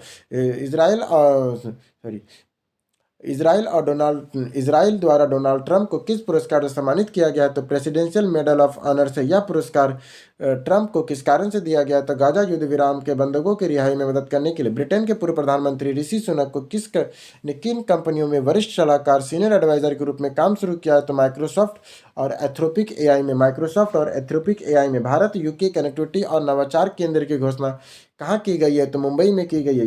यह केंद्र भारत और यूके के मध्य ऐसी साझेदारी का हिस्सा है। तो रणनीतिक साझेदारी का केंद्र का मुख्य उद्देश्य क्या है? फ्रंटियर टेक्नोलॉजी में सहयोग करना। ब्रिटेन के किस प्रधानमंत्री द्वारा भारत की पहली आधिकारिक यात्रा की गई है? तो कील स्टार्मर के द्वारा। दोनों देशों ने किस समझौते को आगे बढ़ाने पर सहमत हुए हैं? तो आर्थिक व्यापार समझौते के लिए। यूके में निर्मित किस मिसाइल के आयात पे 350 मिलियन पाउंड के स्टीगल का समझौता हुआ है? तो लाइटवेट मैंटिरोल मिसाइल का। ब्रिटिश फिल्म संस्थान ने सह निर्माता को बढ़ावा देने के लिए किस भारतीय संस्थान के साथ समझौता किया है? तो राष्ट्रीय फिल्म विकास निगम के साथ। नई शिक्षा नीति के तहत यूके में कितने विश्वविद्यालयों को भारत में कैंपस खोलने की अनुमति दिया है? तो 9 विश्वविद्यालयों को। यूके में भारत में क्रिटिकल मिनरल सप्लाई चेन में कौन सा चरण शुरू किया है? तो दूसरा। कीर स्टार्मर ने किस आयोजन में संबोधित किया? तो ग्लोबल फिनटेक फर्स्ट में। किस देश ने मुद्रास्फीति से निपटने के लिए मुद्रा मूल्य वर्ग पुनर्मूल्यांकन करेंसी रिमेडिएशन को मंजूरी दे दिया है? तो ईरान ने दे दिया है। इस सुधार से मुद्रा में कितने मूल्य घट जाएगा? तो 4। सुधार का मुख्य उद्देश्य क्या? तो उच्च मुद्रास्फीति से निपटना और लेन देन को सरल बनाना है। ईरान में मुद्रास्फीति दर कितनी है? तो 35% से अधिक है। मुक्त बाजार में प्रति डॉलर रियाल की कीमत कितनी है? तो 11,50,000 रियाल है। मुफ्त में प्रति डॉलर रियाल की कीमत कितना है? तो 11,50,000 रियाल है। विश्व स्वास्थ्य संगठन WHO ने हाल ही में किशोरों के उपयोग करे गंभीर वैश्विक खतरे के रूप में चिन्हित किया है। तो इलेक्ट्रॉनिक सिगरेट वेपिंग के लिए। रिपोर्ट का नाम क्या है? तो ग्लोबल टोबैको ट्रेडर्स है। दुनिया भर में कितने लोग इलेक्ट्रॉनिक सिगरेट का उपयोग कर रहे हैं? तो 100 मिलियन से अधिक लोग इलेक्ट्रॉनिक सिगरेट का प्रयोग कर रहे हैं। किशोर वयस्कों की तुलना में वेपिंग कितनी अधिक गुना है? तो 9 गुना है। WHO के अनुसार वेपिंग के लिए मुख्य जोखिम क्या? तो निकोटीन की लत होना। किस जगह पे मानव चेहरे पर 12,000 साल पुरानी टी आकार का स्तंभ खोजा गया है? तो कोपानहेगन तुर्की में। स्तंभ पे चेहरा की विशेषता क्या है? तो गहरी आंखें और चौड़ी नाक। यह खोज किस युग से संबंधित है? तो नवपाषाण युग से संबंधित है। दिवाली की राजकीय अवकाश घोषित करने वाला तीसरा अमेरिकी राज्य बन गया है कैलिफोर्निया। इस संबंध में पारित विधेयक का नाम क्या है? तो FB 268 है। विधेयक किससे संबंधित है? तो केवल दर्शना पटेल ने इसे प्रस्तुत किया था। अक्टूबर 2024 में दिवाली को आधिकारिक तौर पर राजकीय अवकाश घोषित करने वाला पहला अमेरिकी राज्य पेंसिल्वेनिया था। अभी किसने किया? पेंसिल्वेनिया पहला था, अभी कैलिफोर्निया जो तीसरा बन गया है। किस देश के ने सरकार ने हाल ही में नाटो ईंधन पाइपलाइन नेटवर्क में शामिल होने की घोषणा किया? तो पोलैंड शामिल हो गया होगा। ईंधन आपूर्ति में नाटो पाइपलाइन सिस्टम की स्थापना किस दौरान की गई है? तो शीत युद्ध के दौरान की गई थी। वर्तमान NPS कितनी किलोमीटर लंबा है? तो लगभग में 10,000 किलोमीटर लंबा है। यहाँ यहाँ कितने नाटो देश होकर गुजरता है? तो ये टोटल 12 नाटो देश से होकर गुजरता है। NPS में कुल कितनी राष्ट्रीय और बहुराष्ट्रीय पाइपलाइन प्रणाली शामिल है? तो 8 गो राष्ट्रीय है और 2 गो बहुराष्ट्रीय प्रणाली है। एलन मस्क की कितनी संपत्ति अर्जित करने वाले विश्व के पहले व्यक्ति बन गए? तो $500 अरब। यूरोपीय राजनयिक समुदाय की बैठक कहाँ संपन्न हुई है? तो कोपेनहेगन डेनमार्क में संपन्न हुई है। नेताओं की चर्चा का मुख्य विषय क्या है? अधिक मजबूत और सुरक्षित व्यापार बनाना, सुरक्षित यूरोप बनाना। किस देश को मजबूत बनाने के तरीकों पर चर्चा हो रही है? तो यूक्रेन को। पेट्रोलियम निर्यातक देशों के संगठन ओपेक प्लस ने नवंबर 2025 में तेल उत्पादन में कितनी वृद्धि करने का फैसला लिया है? तो 1,37,000 बैरल प्रतिदिन का। यह निर्णय किस उद्देश्य का मुख्य रूप से है? तो बाजार स्थिरता बनाए रखने के लिए है। जापान में लिबरल डेमोक्रेटिक पार्टी की पहली महिला अध्यक्ष किसे नियुक्त किया? तो सानी तकाइची। जापान की लिबरल डेमोक्रेटिक पार्टी, कौन सी लिबरल डेमोक्रेटिक पार्टी की पहली महिला अध्यक्ष किसे चुना गया है? तो सानी तकाइची को। किस प्रसिद्ध जलवायु कार्यकर्ता ने गाजा सहायता बेड़ा के साथ इजरायली बलों ने हिरासत ले लिया है? तो ग्रेटर थनबर्ग को स्वीडन में। किस देश ने नाटो की ईंधन पाइपलाइन प्रणाली नाटो पाइपलाइन सिस्टम से जोड़ने के लिए एक प्रारंभिक समझौता पैरामिली एग्रीमेंट पर हस्ताक्षर किया है? तो पोलैंड ने किया है। परियोजना की कुल अनुमानित लागत कितनी है? तो 5.5 बिलियन है। यह परियोजना मुख्य रूप से क्यों महत्वपूर्ण है? तो सैन्य ईंधन की सुरक्षा के लिए है। रूस ने अब तक दुनिया की पहली बंद ईंधन चक्र वाली परमाणु ऊर्जा प्रणाली शुरू करने की घोषणा किया। तो वर्ष 2030 तक। यह प्रणाली कहाँ शुरू की गई है? तो टॉस्मक क्षेत्र में। यह प्रणाली कहाँ शुरू की गई? तो टॉस्मक क्षेत्र में। बंद ईंधन चक्र वाली प्रणाली का मुख्य फायदा क्या है? तो खर्च ईंधन को पुनः उपयोग करना। यह प्रणाली खर्च ईंधन में कितने प्रतिशत का पुनः उपयोग करेगी? तो 95% का। इस प्रणाली के लिए कौन सी समस्या लगभग हल हो जाएगी? तो रेडियो एक्टिव कचरा का। फ्रांस के पूर्व राष्ट्रपति निकोलस सरकोजी का आधिकारिक षड्यंत्र रचने का दोषी पाए जाने पर में कितने साल की जेल की सजा सुनाई गई है? तो 5 साल की जेल की सजा सुनाई गई है। सरकोजी ने किस देश में मिले धन का अपना चुनाव प्रचार में दोषी पाया गया? तो लीबिया से। यह मामला किस चुनाव अभियान से? तो वर्ष 2007 का है। संयुक्त राष्ट्र महासचिव एंटोनियो गुटेरेस ने किस पर मानवीय नियंत्रित सुरक्षित करने के लिए महत्व पर बल दिया है? तो कृत्रिम बुद्धिमत्ता AI का इस्तेमाल करने वाले सैन्य बलों पर। गुटेरेस किस मंच से जोर दिया है? तो सुरक्षा परिषद में। गुटेरेस के अनुसार मानवता का भाग्य किसके हाथों में नहीं छोड़ा जा सकता है? तो एल्गोरिदम के। AI के सैन्य उपयोग को किसके अनुपालन में रखने की अपील की है? तो अंतर्राष्ट्रीय कानूनों और UN चार्टर पर। दुबई के स्मार्ट मोबिलिटी के लिए कितने किलोमीटर लंबे चालक रहित परिवहन क्षेत्रों का अनावरण किया जाएगा? तो 15 किलोमीटर का। यह अनावरण किस कांग्रेस के दौरान हुआ है? तो Dubai world Congress of self driving transport पे द्वारा। चालक रहित परिवहन क्षेत्र का नाम क्या है? तो दुबई स्वायत्त क्षेत्र है। यह जोन किन क्षेत्रों को कवर करेगी? तो अल फदा मेट्रो स्टेशन से दुबई क्रिक हार्बर और दुबई फेस्टिवल सिटी से। इसकी कब से कब तक शुरू होने की उम्मीद है? तो वर्ष 2026 में। यह प्लेटफॉर्म किसके द्वारा समर्पित है? तो फोर्स के 42वें सॉवरेन क्लाउड से। यह प्लेटफॉर्म किसके द्वारा संचालित है? तो माइक्रोसॉफ्ट एजोर के द्वारा। यह प्लेटफॉर्म मुख्य रूप से क्या होस्ट करता है? तो HD मैपिंग के मैट्रिक्स को। अमेरिकी सुप्रीम कोर्ट ने ट्रंप प्रशासन को कितनी स्वदेशी सहायता रोकने की अनुमति दिया है? तो $4 अरब का। यह स्वदेशी सहायता को रोकने का फैसला किस कानून से जुड़ा हुआ है? तो इम्पाउंडमेंट कंट्रोल एक्ट 1974 के तहत। इस फंड का उपयोग किस क्षेत्रों के लिए होना है? तो ग्लोबल हेल्थ, जलवायु सीमा बीमा और खाद्य सुरक्षा के लिए। ट्रंप ने इन फंड को क्यों रोकने की कोशिश किया? तो अमेरिका फर्स्ट नीति के तहत। अब करेंगे हम लोग आर्थिकी मनी इकोनॉमी से जो करंट अफेयर आया था 1 से 15 अक्टूबर तक। अंतर्राष्ट्रीय अंतर्राष्ट्रीय मुद्रा कोष आईएमएफ ने अपने पहले उप प्रबंध निर्देशक डिप्टी एमडी के रूप में किसे नियुक्त किया है? तो डैन कैटरस को किया है। आईएमएफ के वर्तमान प्रबंध निर्देशक कौन है? तो क्रिस्टिना जॉर्जिवा है। भारतीय रिजर्व बैंक आरबीआई ने किसे नया कार्यकारी निर्देशक नियुक्त किया? तो सोनाली सेन गुप्ता को। किस संगठन ने वित्त वर्ष 2025-26 के लिए भारत में जीडीपी वृद्धि दर पूर्वानुमान लगाया है? तो आईएमएफ ने। वित्त वर्ष 25 से 26 में भारत की जीडीपी वृद्धि दर आईएमएफ ने बढ़ाकर 6.6 कर दिया है। आईएमएफ इससे पहले का अनुमान 6.4% था। वित्त वर्ष 26-27 में भारत की जीडीपी वृद्धि के लिए कितना अनुमान लगाया गया है? तो 6.2%। आईएमएफ के अनुसार वित्त वर्ष 2026 में वैश्विक जीडीपी वृद्धि दर कितनी रहने का अनुमान है? तो 3.1%। श्रम और रोजगार मंत्रालय भारत सरकार के अनुसार भारत में महिला श्रम भागीदारी दर वित्त वर्ष 2024 में बढ़कर कितनी हो गई है? तो 42%। भारत में वित्त वर्ष 17-18 में पहली श्रम भागीदारी दर कितनी थी? तो 23% थी। ब्रिक्स बैंक द्वारा ब्रिक्स देशों के सर्वाधिक महिला श्रम भागीदारी किस देश में दर्ज की गई है? तो भारत में। सितंबर 2025 में भारत में खुदरा मुद्रास्फीति की दर कितनी दर्ज की गई है? तो 1.54%। यह दर किस समय के बाद सबसे न्यूनतम रहेगी? तो जून 2017 में। खुदरा मुद्रास्फीति के आंकड़े किस मंत्रालय ने जारी किए हैं? तो सांख्यिकी और कार्यक्रम क्रियान्वयन मंत्रालय ने जारी किए हैं। अगस्त 2025 में खुदरा मुद्रास्फीति कितनी थी? तो 2.07% थी। ग्रामीण क्षेत्रों में मुद्रास्फीति कितनी दर्ज की गई? तो 1.07% की गई है। शहरी क्षेत्रों में मुद्रास्फीति कितनी दर्ज की गई है? तो 2.04% की गई है। सितंबर 2025 में खाद्य मुद्रास्फीति किस स्तर तक गिर गई है? तो -2.28% तक। प्रधानमंत्री धन धान्य कृषि योजना किसने प्रारंभ किया है? तो प्रधानमंत्री नरेंद्र मोदी ने प्रारंभ किया है। प्रधानमंत्री धन धान्य कृषि योजना के तहत कौन सा मिशन प्रारंभ हुआ है? तो दालों में आत्मनिर्भरता मिशन हुआ है। दोनों कृषि योजनाएं कहाँ प्रारंभ हुई है? तो पूसा नई दिल्ली में हुई। इस योजना के लिए चयनित 100 जिले कौन से हैं? तो कम कृषि उत्पादकता वाले हैं। इस योजना के तहत किसानों को किस प्रकार का लाभ प्राप्त होगा? तो प्रत्यक्ष वित्तीय सहायता, नए कृषि उपकरण और फसल बीमा और बेहतर बाजार पहुंच। इस योजना के तहत 11 मंत्रालय ने कितनी योजनाओं का एकीकरण किया है? तो 36 मौजूदा कृषि योजनाओं का एकीकृत किए गए। कुछ प्रमुख योजनाएं कौन सी है? तो पीएम किसान, प्रधानमंत्री फसल बीमा योजना, प्रधानमंत्री कृषि सिंचाई योजना, राष्ट्रीय कृषि विकास योजना आदि। किस अंतर्राष्ट्रीय संगठन ने वर्ष 2026 के लिए वैश्विक वस्तुगत व्यापार वृद्धि का अनुमान घटाकर 0.5% किया? तो विश्व व्यापार संगठन ने वर्ष 2026 के पहले वैश्विक वस्तुगत व्यापार वृद्धि का अनुमान कितना है? तो 1.8% है। वर्ष 2024 में वैश्विक वस्तुगत व्यापार वृद्धि दर कितनी दर्ज की गई? तो 2.8%।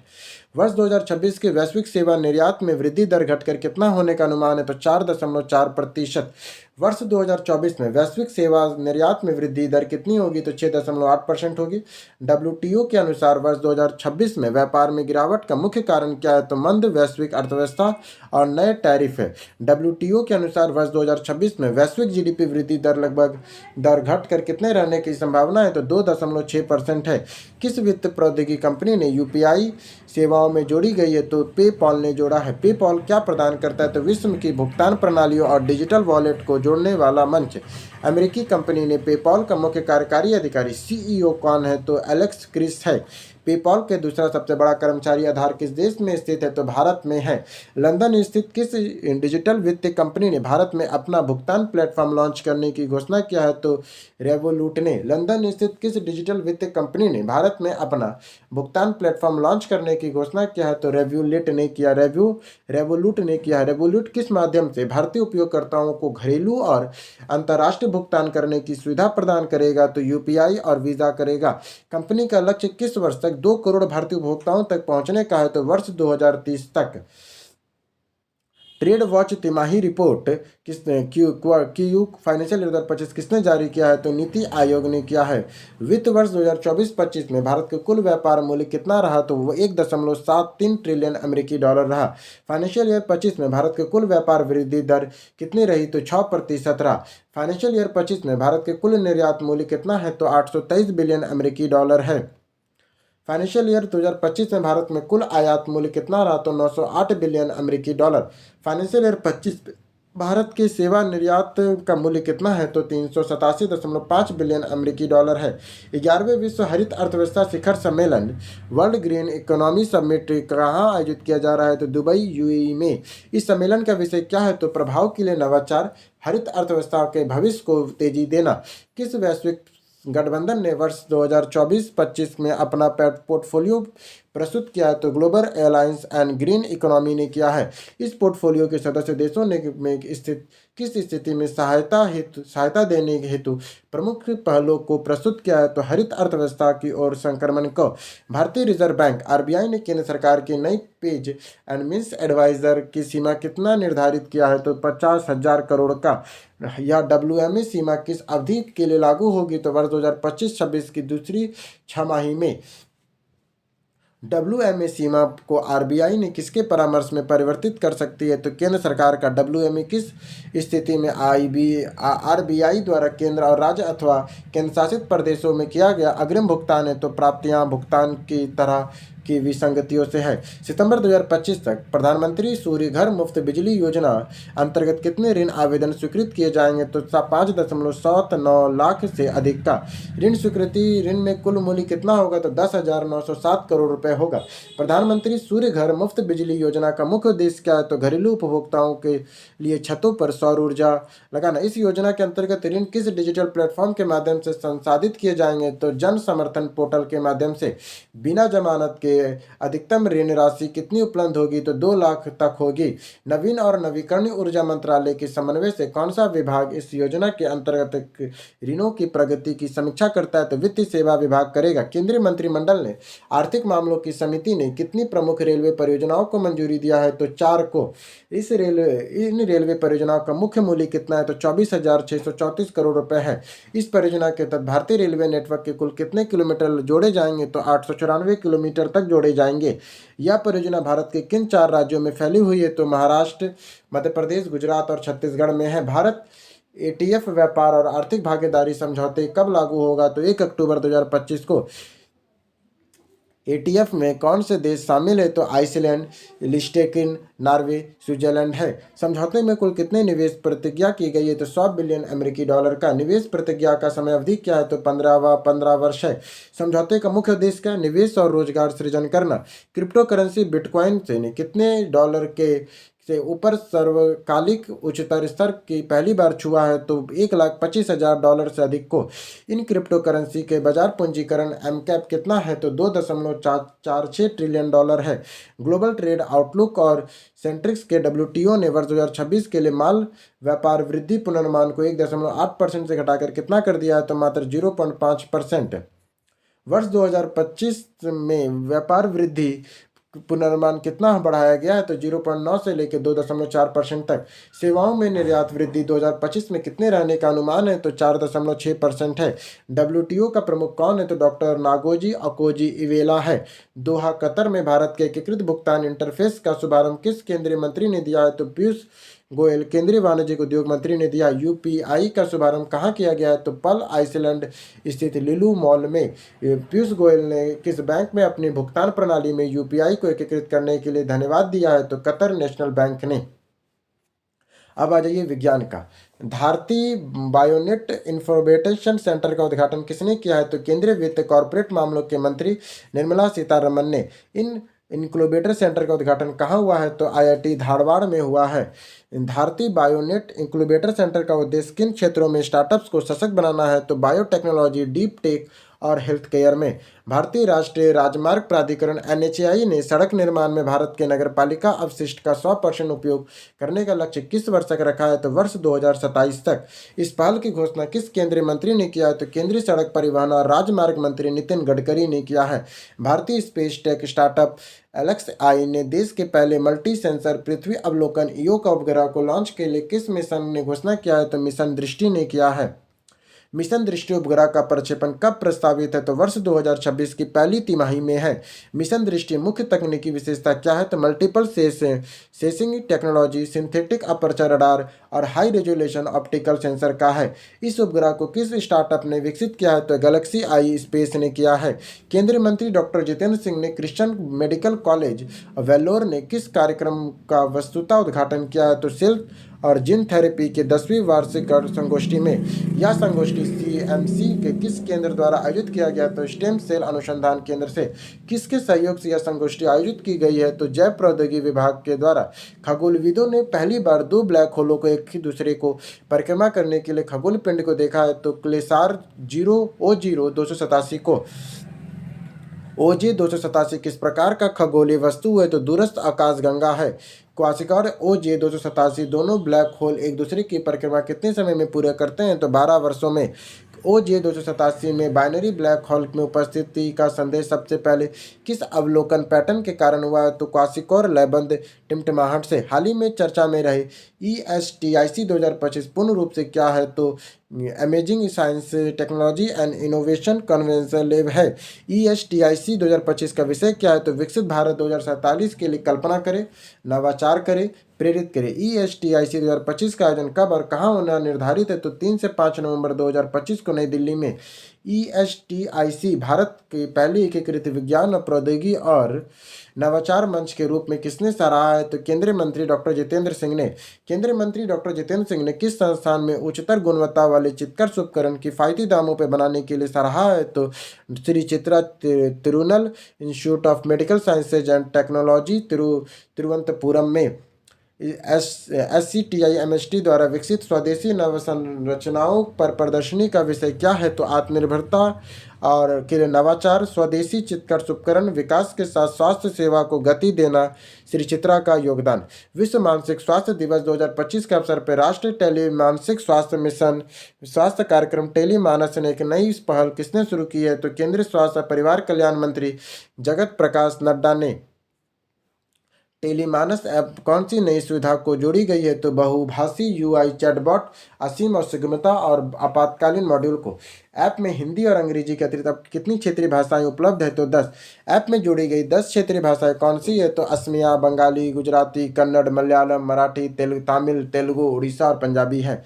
स्वदेशी टेम्पोरो मेड्यूलर ज्वाइंट इम्प्रेट प्रक्रिया को सफलतापूर्वक कहाँ निष्पादित किया गया है? तो Maulana Azad institute of dental sciences नई दिल्ली में। इस प्रक्रिया में कितने मरीजों को सफलतापूर्वक इलाज किया गया है? तो 4। MAIDS किस संस्थान का सेंटर फॉर एडवांस रिसर्च है? तो भारतीय आयुर्वेद अनुसंधान परिषद का है। यह स्वदेशी TMJ इंस्पायर कहाँ विकसित किया गया है? तो ICMR DHR में। Medicate product development association gateway of India IIT Delhi में। हालिया शोध ने किस प्रकार के भोजन को रोहन रोग से भड़काने के लिए बड़े जोखिम को जोड़ता है? तो अल्ट्रा प्रोसेसिंग फूड को। क्रोहन रोग क्या है? तो पाचन तंत्र के दीर्घकालिक सूजन वाली बीमारी है। कुहन रोग सबसे अधिक किन हिस्सों को प्रभावित करता है? तो छोटी आंत और बड़ी आंत में। कुहन रोग का आम लक्षण क्या है? तो दंत, पेट में ऐंठन, दर्द और वजन कम करना है। गूगल द्वारा हाल ही में विस्तृत AI पावर्ड ऐप बिल्डर का नाम क्या है? तो अब ओपल है।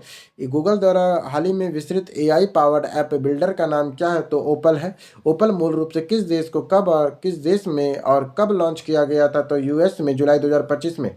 ओपल को भारत सहित कुल कितने नए देशों और क्षेत्रों में विस्तृत किया गया है? तो 15 देशों और क्षेत्रों में। किस देश ने दक्षिण पूर्व एशिया का पहला coral larva cryo bank launch किया है? तो फिलीपींस में। क्रायो बैंक किस संस्थान द्वारा स्थापित किया गया है? तो university of Philippines marine science institute द्वारा। किस संस्थान द्वारा क्रायो बैंक कहाँ स्थापित किया गया है? तो फर्गुसन इन बेर्लिनालो मरीन लेबोरेटरी में। कोरल लार्वा क्रायो बैंक की स्थापना का उद्देश्य क्या है? तो कोरल लार्वा की आनुवंशिक विविधता को संरक्षित करना और रीफ पारिस्थितिकी तंत्र की सुरक्षा करना है। कोरल टायरिंग का इस क्षेत्रफल कितना है? तो 5.7 मिलियन वर्ग किलोमीटर है। कोरल टायरिंग किस नाम से प्रसिद्ध है? तो समुद्रों में अमेजॉन के रूप में। कोरल टायरिंग किस देश में उष्णकटिबंधीय जलों का विस्तृत है? तो Indonesia, Malaysia, Papua New Guinea में है। फिलीपींस, सोलोन द्वीप और तिमोर वास्ते में है। कोरल टायरिंग में विश्व के कितनी प्रवाल प्रजातियां पाई जाती है? तो 75% से अधिक। नमो सेमीकंडक्टर प्रयोगशाला की स्थापना कहाँ मंजूरी मिली है? तो IIT भुवनेश्वर में। नमो सेमीकंडक्टर प्रयोगशाला की स्थापना को मंजूरी कहाँ मिली है? तो IIT भुवनेश्वर में मिली है। इस प्रयोगशाला की स्थापना को किसने मंजूरी दिया है? तो अश्वनी वैष्णव केंद्रीय इलेक्ट्रॉनिक और सूचना प्रौद्योगिकी मंत्री ने दिया है।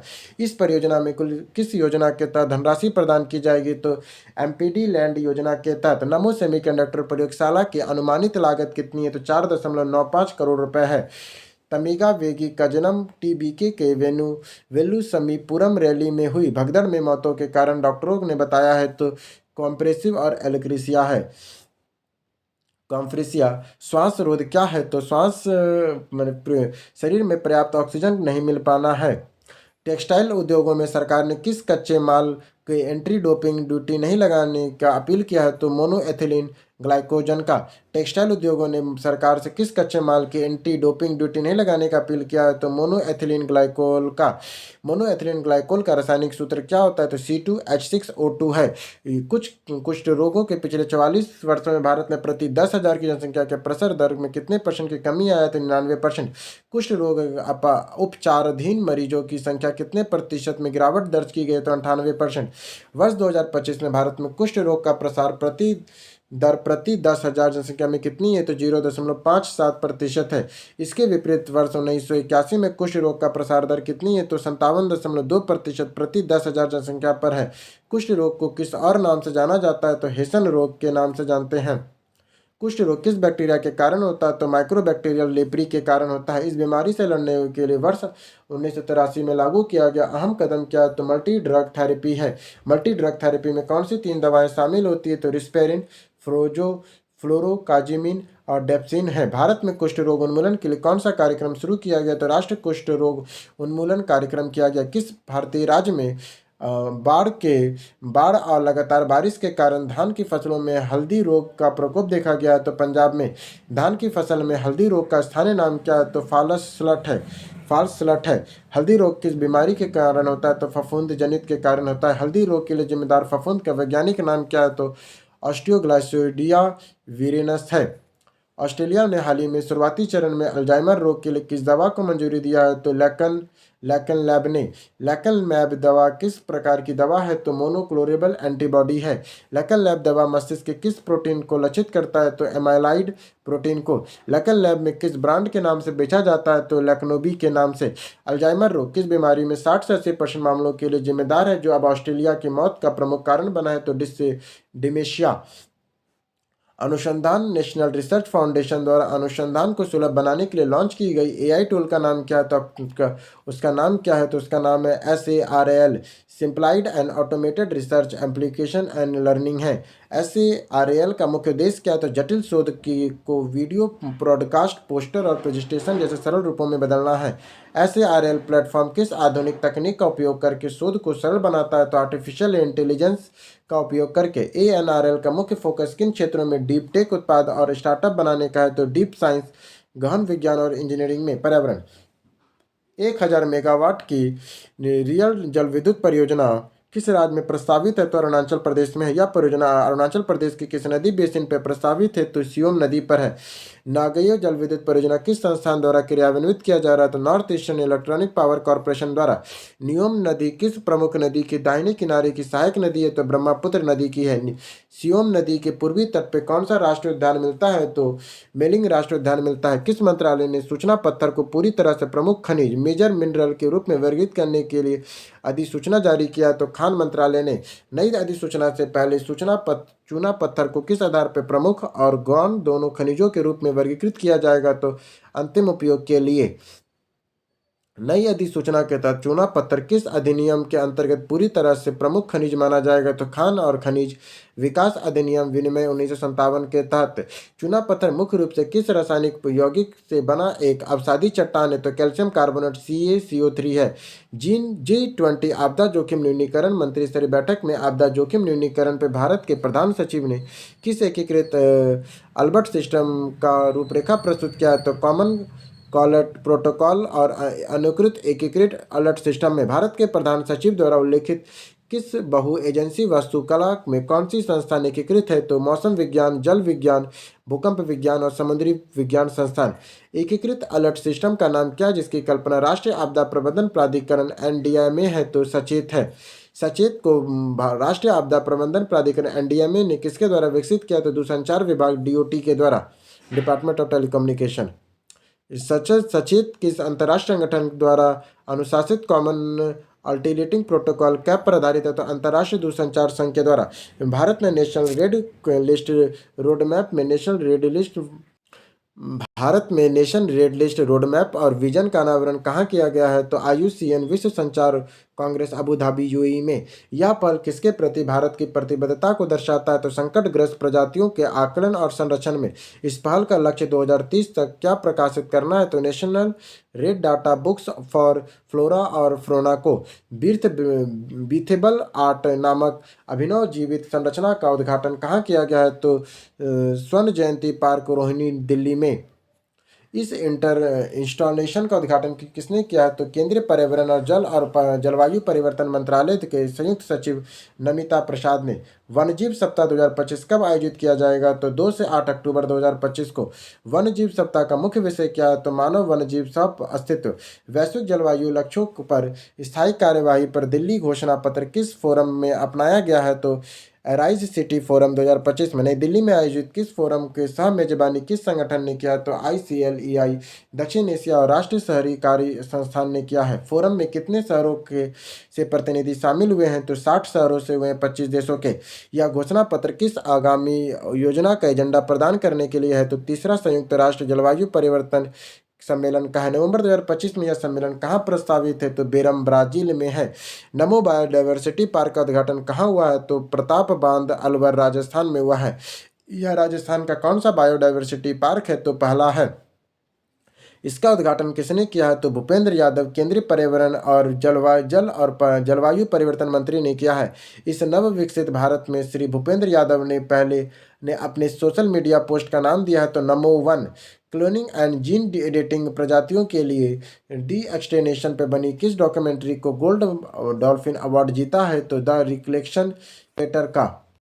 इस डॉक्यूमेंट्री में किस अत्यधिक विलुप्त प्राय प्रजाति को बचाने के प्रयासों को दर्शाने के लिए जानी जाती है? तो उत्तरी सफ़ेद राइनो को। उत्तरी सफ़ेद राइनो से बची हुई दोनों मादाएं वर्तमान में किस देश में रह रही है? तो केन्या में रह रही है। सफ़ेद राइनो में कौन सी उप प्रजाति मुख्य रूप से दक्षिण अफ्रीका, नामीबिया और जिम्बाब्वे में पाई जाती है? तो दक्षिणी सफ़ेद राइनो में पाई जाती है। सफ़ेद राइनो की प्रजाति IUCN रेड लिस्ट में किस संरक्षण स्थिति के रूप में सूचीबद्ध किया गया? तो संकट के निकट के रूप में। हाल ही में 4 साल के अंतराल के बाद पेटेंट स्टॉक को एक जोड़ा भारत के किस प्रसिद्ध राष्ट्रीय उद्यान और टाइगर रिजर्व में देखा गया है? तो काजीरंगा राष्ट्रीय उद्यान और टाइगर रिजर्व के रूप में। पेटेंट स्टॉक IUCN के रेड लिस्ट में किस संरक्षण स्थिति के रूप में वर्गीकृत किया गया? तो संकट निकट के रूप में, नियर थ्रेट के रूप में।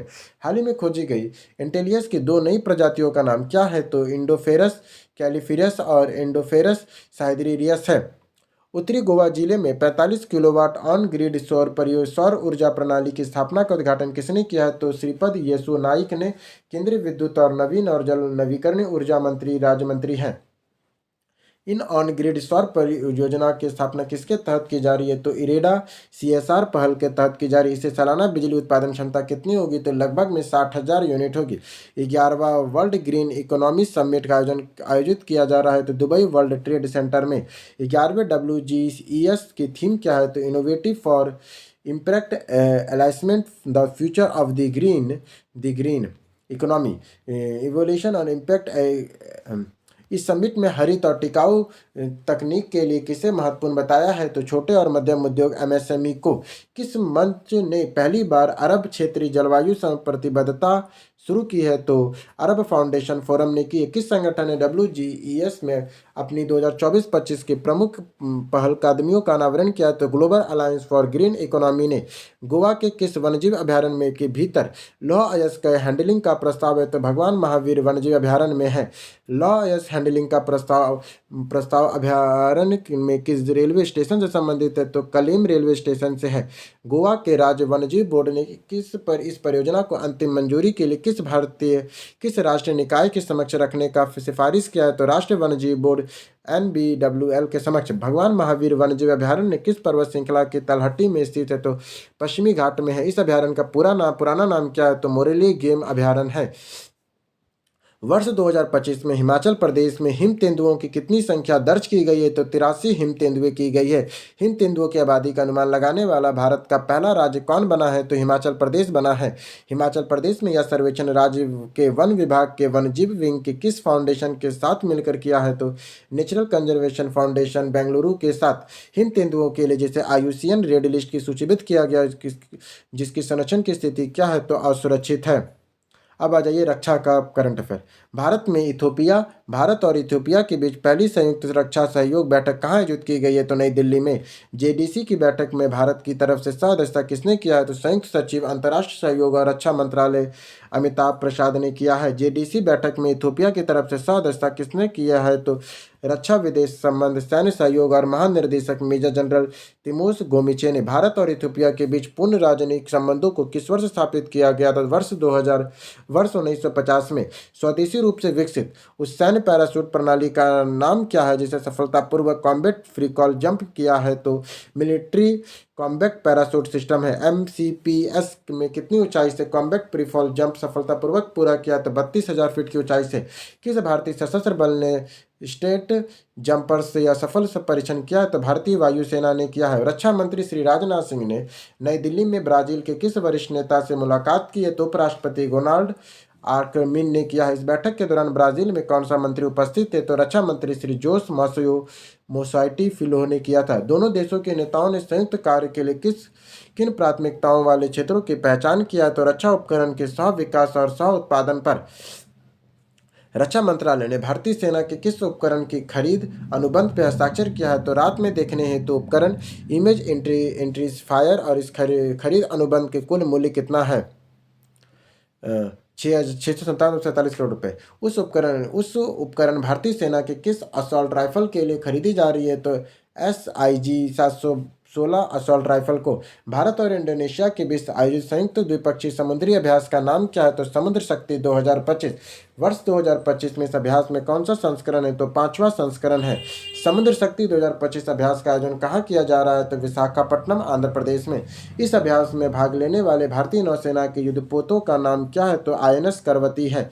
इस अभ्यास में भाग लेने वाले इंडोनेशियाई नौसेना के जहाज का नाम क्या है? तो KRI जॉन लाई है। भारतीय नौसेना में समुद्री क्षेत्र में साइबर हमलों के प्रभाव और राष्ट्र सुरक्षा और अंतर्राष्ट्रीय संबंधों पर इसके प्रभाव के विषय पर संगोष्ठी का आयोजन कहाँ किया गया है? तो सुषमा स्वराज भवन नई दिल्ली में। उद्घाटन सत्र के दौरान मुख्य अतिथि और मुख्य वक्ता कौन है? तो इलेक्ट्रॉनिक और सूचना प्रौद्योगिकी मंत्रालय के राज्य मंत्री जितिन प्रसाद है। यह संगोष्ठी किस राष्ट्रीय विजन के अनुरूप है? तो मैरीटाइम इंडिया विजन 2030 तथा अमृतकाल विजन 2047 तक के लिए है। रक्षा मंत्री श्री राजनाथ सिंह ने पूर्व सैनिक ESM में उनके आश्रितों के लिए वित्तीय सहायता में वृद्धि को मंजूरी दिया है। तो 100% का। यह वृद्धि किस बोर्ड के माध्यम से क्रियान्वित योजनाओं के तहत की गई है? तो केंद्रीय सैनिक बोर्ड के तहत। पेनेट्री ग्रांट को 4,000 रुपये प्रति माह से बढ़ाकर कितना कर दिया गया है? तो 8,000 रुपये प्रति माह प्रति लाभार्थी कर दिया गया है। शिक्षा अनुदान को 1,000 रुपये प्रति माह से बढ़ाकर कितना कर दिया गया है? तो 2,000 रुपये प्रति माह। विवाह अनुदान को 50,000 रुपये से बढ़ाकर 1,00,000 रुपये प्रति लाभार्थी कर दिया गया है।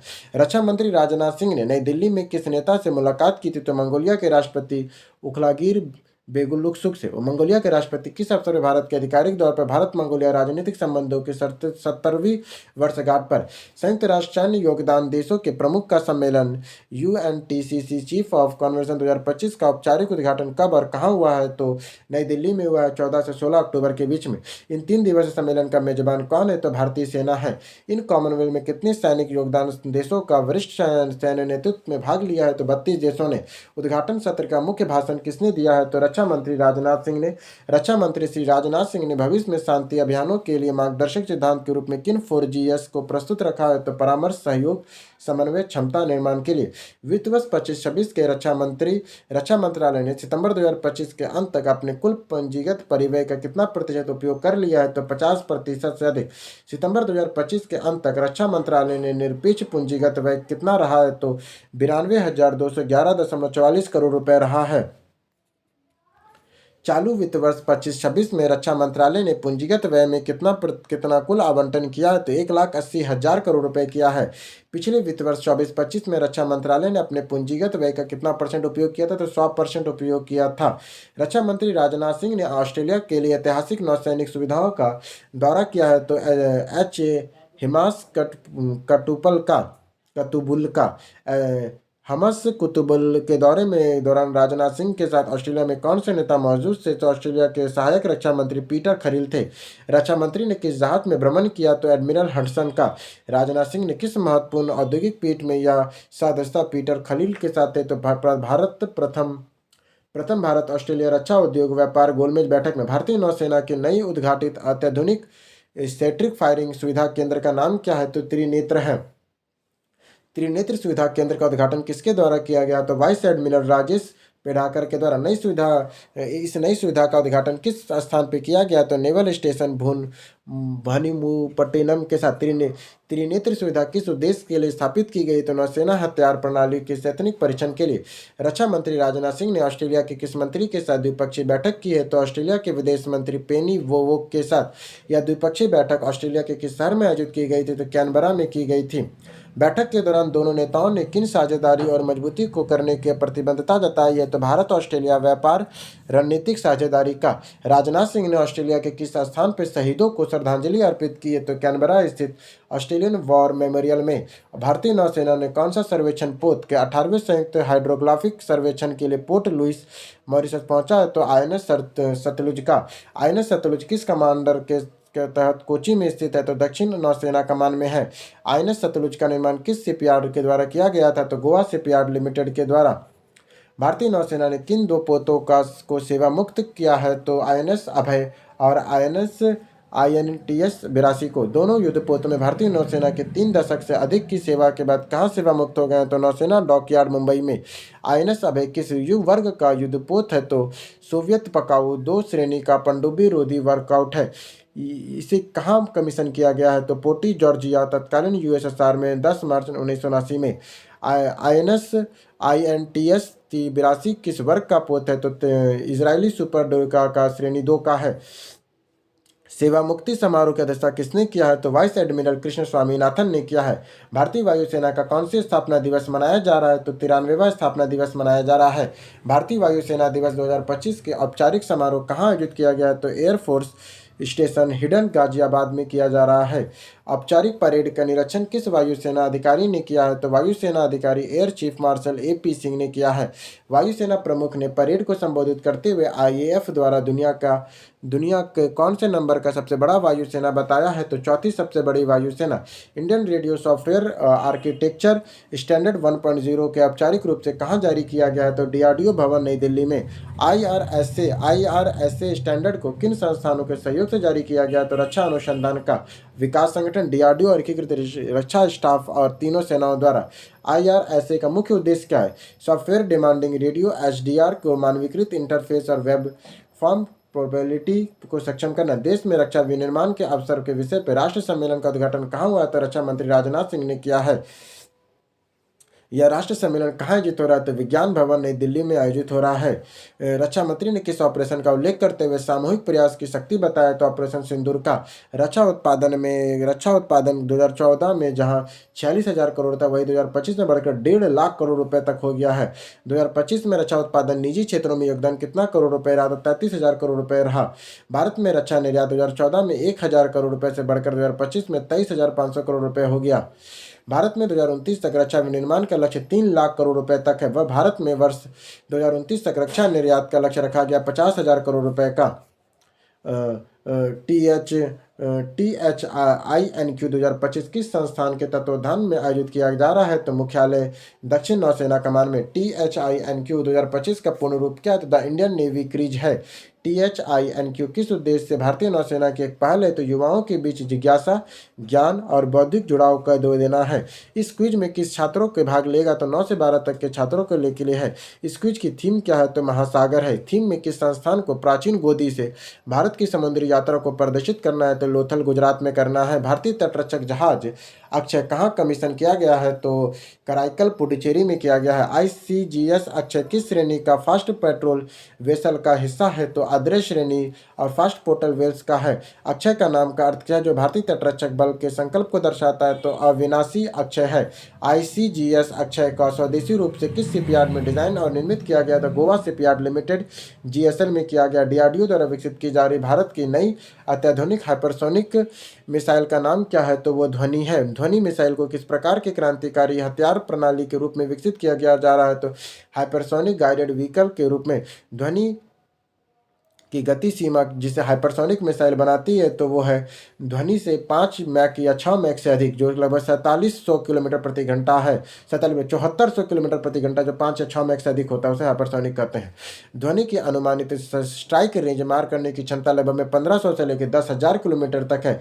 वायुमंडल पुनः प्रवेश के दौरान उत्पन्न 2000 से 3000 डिग्री सेल्सियस तापमान में सहने के लिए इसमें किस विशेष तकनीक का उपयोग किया जा रहा है? तो ultra high temperature scenery composite का। भारतीय सेना के किस कोर ने हाल ही में पूर्वी अरुणाचल प्रदेश के अग्रिम क्षेत्रों में अभ्यास ड्रोन कवच का आयोजन कहाँ किया? तो भारतीय सेना के पूर्वी कमान और भाला कोर ने किया है। अभ्यास ड्रोन कवच किस प्रकार के युद्ध के लिए सेना के युद्ध तैयारियों के प्रदर्शन के लिए आयोजित किया जाता है? तो अगली पीढ़ी के ड्रोन युद्ध के लिए। INS अनोद कहाँ कमीशन किया गया? तो विशाखापट्टनम नौसेना डॉकयार्ड में। समारोह की अध्यक्षता किसने किया है? तो vice admiral Rajesh Pendharkar IFOSC east ने किया। INS अदोत की श्रेणी का जहाज है? तो पनडुब्बी रोधी उथले जल युद्धपोत का है।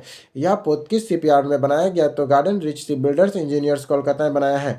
INS अदोत की लंबाई और विस्थापन क्षमता कितनी है? तो लगभग में 77,000 मीटर, 77 मीटर या लंबाई 77 मीटर और विस्थापन 1500 टन है।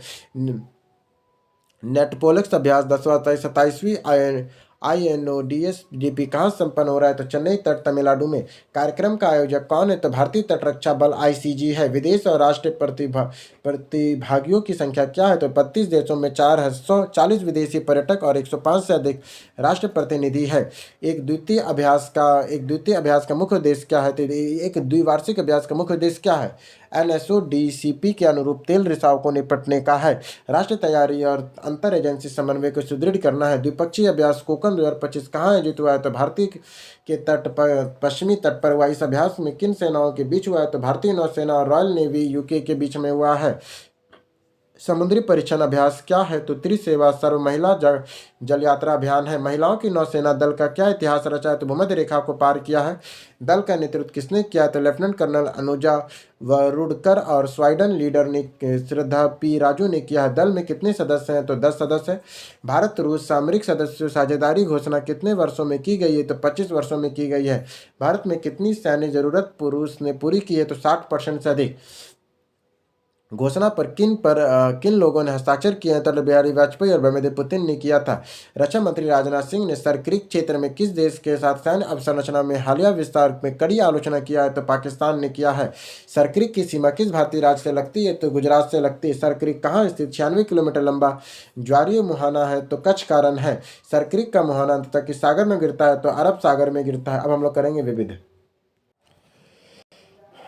करेंगे विविध। अंतर्राष्ट्रीय गरीबी उन्मूलन दिवस कब मनाया जाता है? तो 17 अक्टूबर को।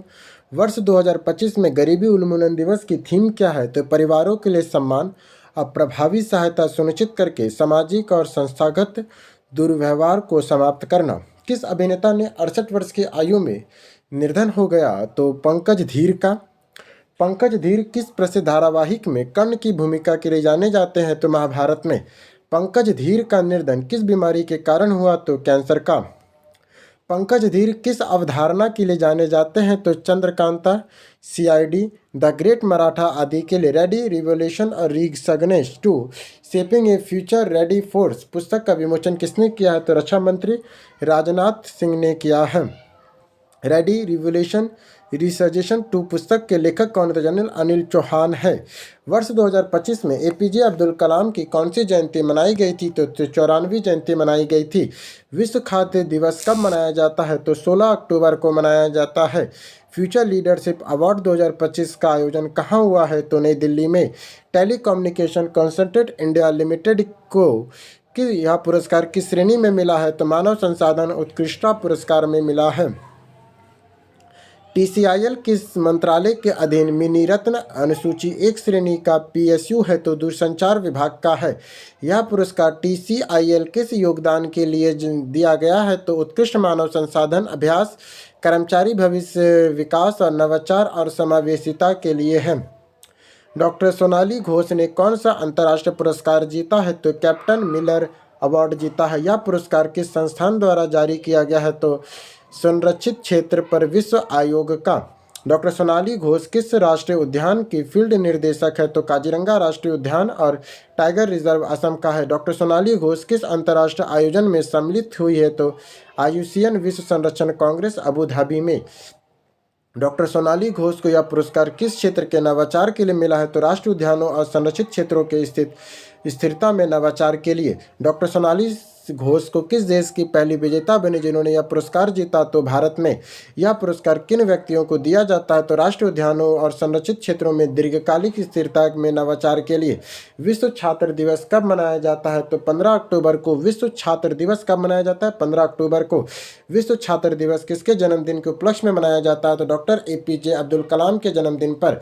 किस देश के पूर्व प्रधानमंत्री रेला ओडिगा का 80 वर्ष की आयु में निधन हो गया? तो केन्या में। रेला ओडिगा की मृत्यु कहाँ हुई है? तो केरल, भारत में। रेला ओडिगा का निधन किस कारण से हुआ है? तो दिल का दौरा के कारण। गोवा के किस पूर्व मुख्यमंत्री और वर्तमान कृषि मंत्री का 69 वर्ष की आयु में निधन हो गया? तो रवि नाइक का। On the magician of protect changing the discourse on the reusing criminal पुस्तक के संपादक कौन है? तो पोला बनर्जी है। किस ऑस्कर विजेता अभिनेत्री ने 69 वर्ष की आयु में निधन हो गया? तो डायनी क्रीटन का।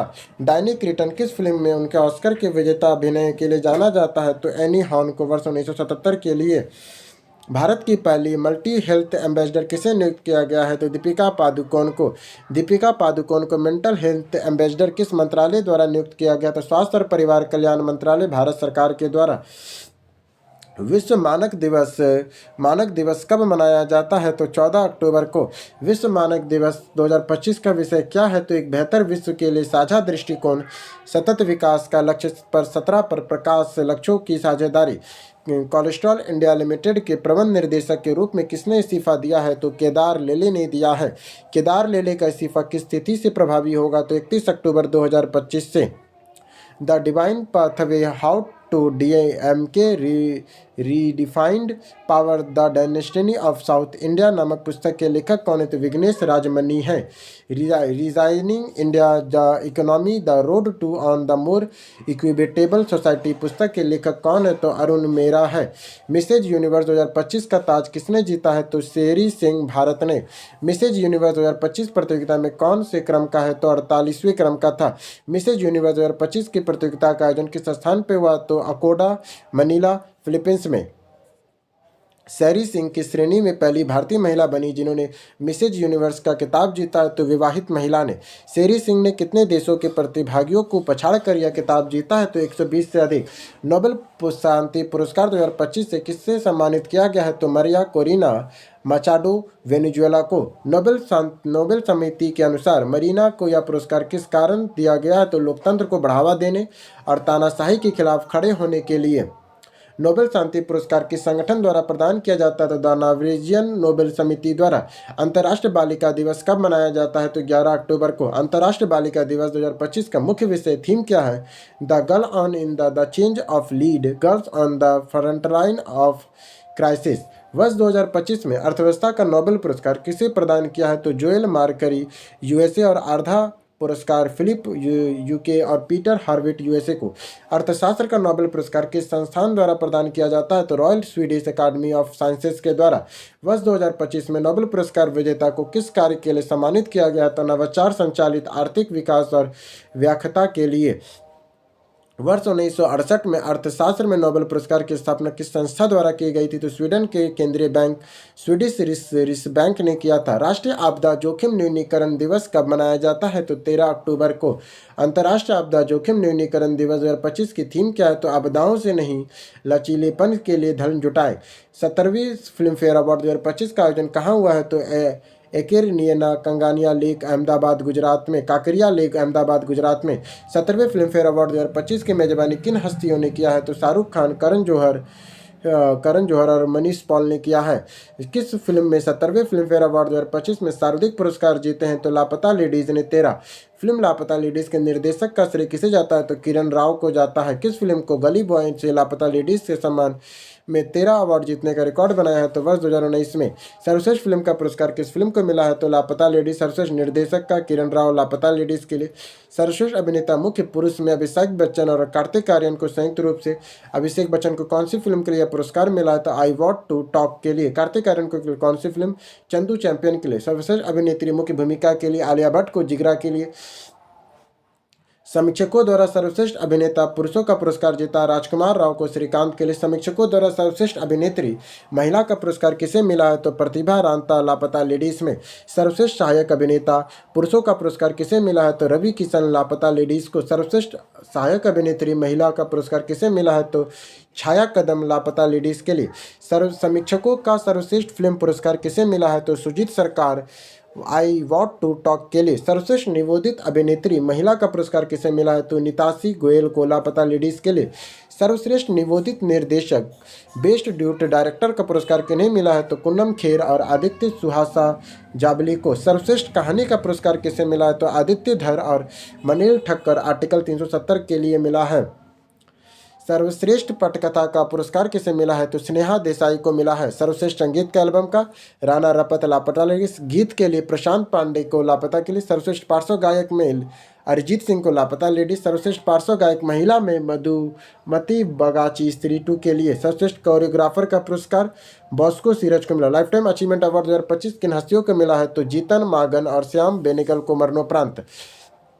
वर्ष 2025 में रसायन विज्ञान का नोबेल पुरस्कार किसे दिए जाने की घोषणा की गई है? सुसुन कितागावा को जापान के, रिचर्ड गॉब्सन को ऑस्ट्रेलिया के और ओम एल राघी को अमेरिका के। किस क्षेत्र में योगदान के लिए दिया गया? तो धातु कार्बनिक ढांचे के विकास के लिए। पुरस्कार किस संस्था द्वारा घोषित किया गया? तो Royal Swedish Academy of Sciences, Stockholm, Sweden के द्वारा। विश्व डाक दिवस प्रतिवर्ष किस दिन मनाया जाता है? तो 9 अक्टूबर को। वर्ष 2025 में डाक दिवस की थीम क्या थी? तो post for people, local service, global reach. Meghalaya high court ने नई मुख्य न्यायाधीश कौन बनी है? तो जस्टिस सोमेन सेन बनी है। वर्ष 2025 में साहित्य का नोबेल पुरस्कार किसे दिए जाने की घोषणा की गई है? लाज़लो कसाना हरकोई, हंगरी का। लाज़लो हरकोई को नोबेल पुरस्कार देने की घोषणा किस संस्था ने किया? तो स्वीडिश अकादमी, स्टॉकहोम ने स्वीडन में किया है। अबब और beyond experience the amazing world of equine नामक पुस्तक के लेखक कौन है? तो शिव कुमार मोहन का है। विश्व मानसिक स्वास्थ्य दिवस कब मनाया जाता है? तो 10 अक्टूबर को मनाते हैं। विश्व मानसिक स्वास्थ्य दिवस 2025 का विषय क्या है? तो सेवा तक पहुंच, आपदाओं और आपात स्थिति में मानसिक स्वास्थ्य। किस पंजाबी बॉडी बिल्डर और अभिनेता ने 42 वर्ष की आयु में दिल का दौरा पड़ने से निर्धन हो गया? तो वरिंदर घुमन का। वरिंदर घुमन किस फिल्म के अभिनय किया है? तो Roar Tigers of Sundarbans, Marjaavaan, Tiger 3, Punjabi film Kabaddi once again के लिए। वीरेंद्र घुमन ने मिस्टर इंडिया का खिताब किस वर्ष जीता? तो वर्ष 2009 में। Flying vying sauce, my mother, my self and चीन पुस्तक की लेखिका कौन है? चंग यंग चांग है।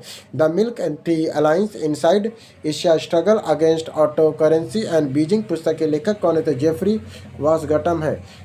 आफ्टर मी मेकोस struggle in the Mughal empire पुस्तक के लेखक कौन है? तो MJ अकबर हैं। किस अभिनेत्री ने 87 वर्ष की आयु में निर्धन हो गया है? तो संध्या संताराम का। संध्या संताराम किस प्रसिद्ध फिल्मकार की पत्नी है? तो वी शांताराम की है। संध्या शांताराम अभिनय किसके साथ किस कला के लिए भी जानी जाती है? तो नृत्य के लिए। विश्व कपास दिवस कब मनाया जाता है? तो 7 अक्टूबर को। विश्व कपास दिवस 2025 समारोह कहाँ आयोजित किया गया? तो नई दिल्ली में। समारोह का आयोजन किसके द्वारा संयुक्त रूप से किया गया? तो वस्त्र मंत्रालय और भारतीय कपड़ा उद्योग परिसंघ CTIT के द्वारा किया गया। समारोह की थीम क्या है? तो कपास 2040, प्रौद्योगिकी, जलवायु और प्रतिस्पर्धा।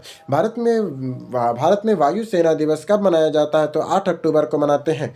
इस वर्ष भारतीय वायु सेना ने अपने कौन सा स्थापना दिवस मनाया है? तो 93वां। भारत वर्ष 2025 का शास्त्र रामानुज पुरस्कार किसे प्रदान करने की घोषणा की गई है? तो डॉक्टर अलेक्जेंडर स्मिथ को।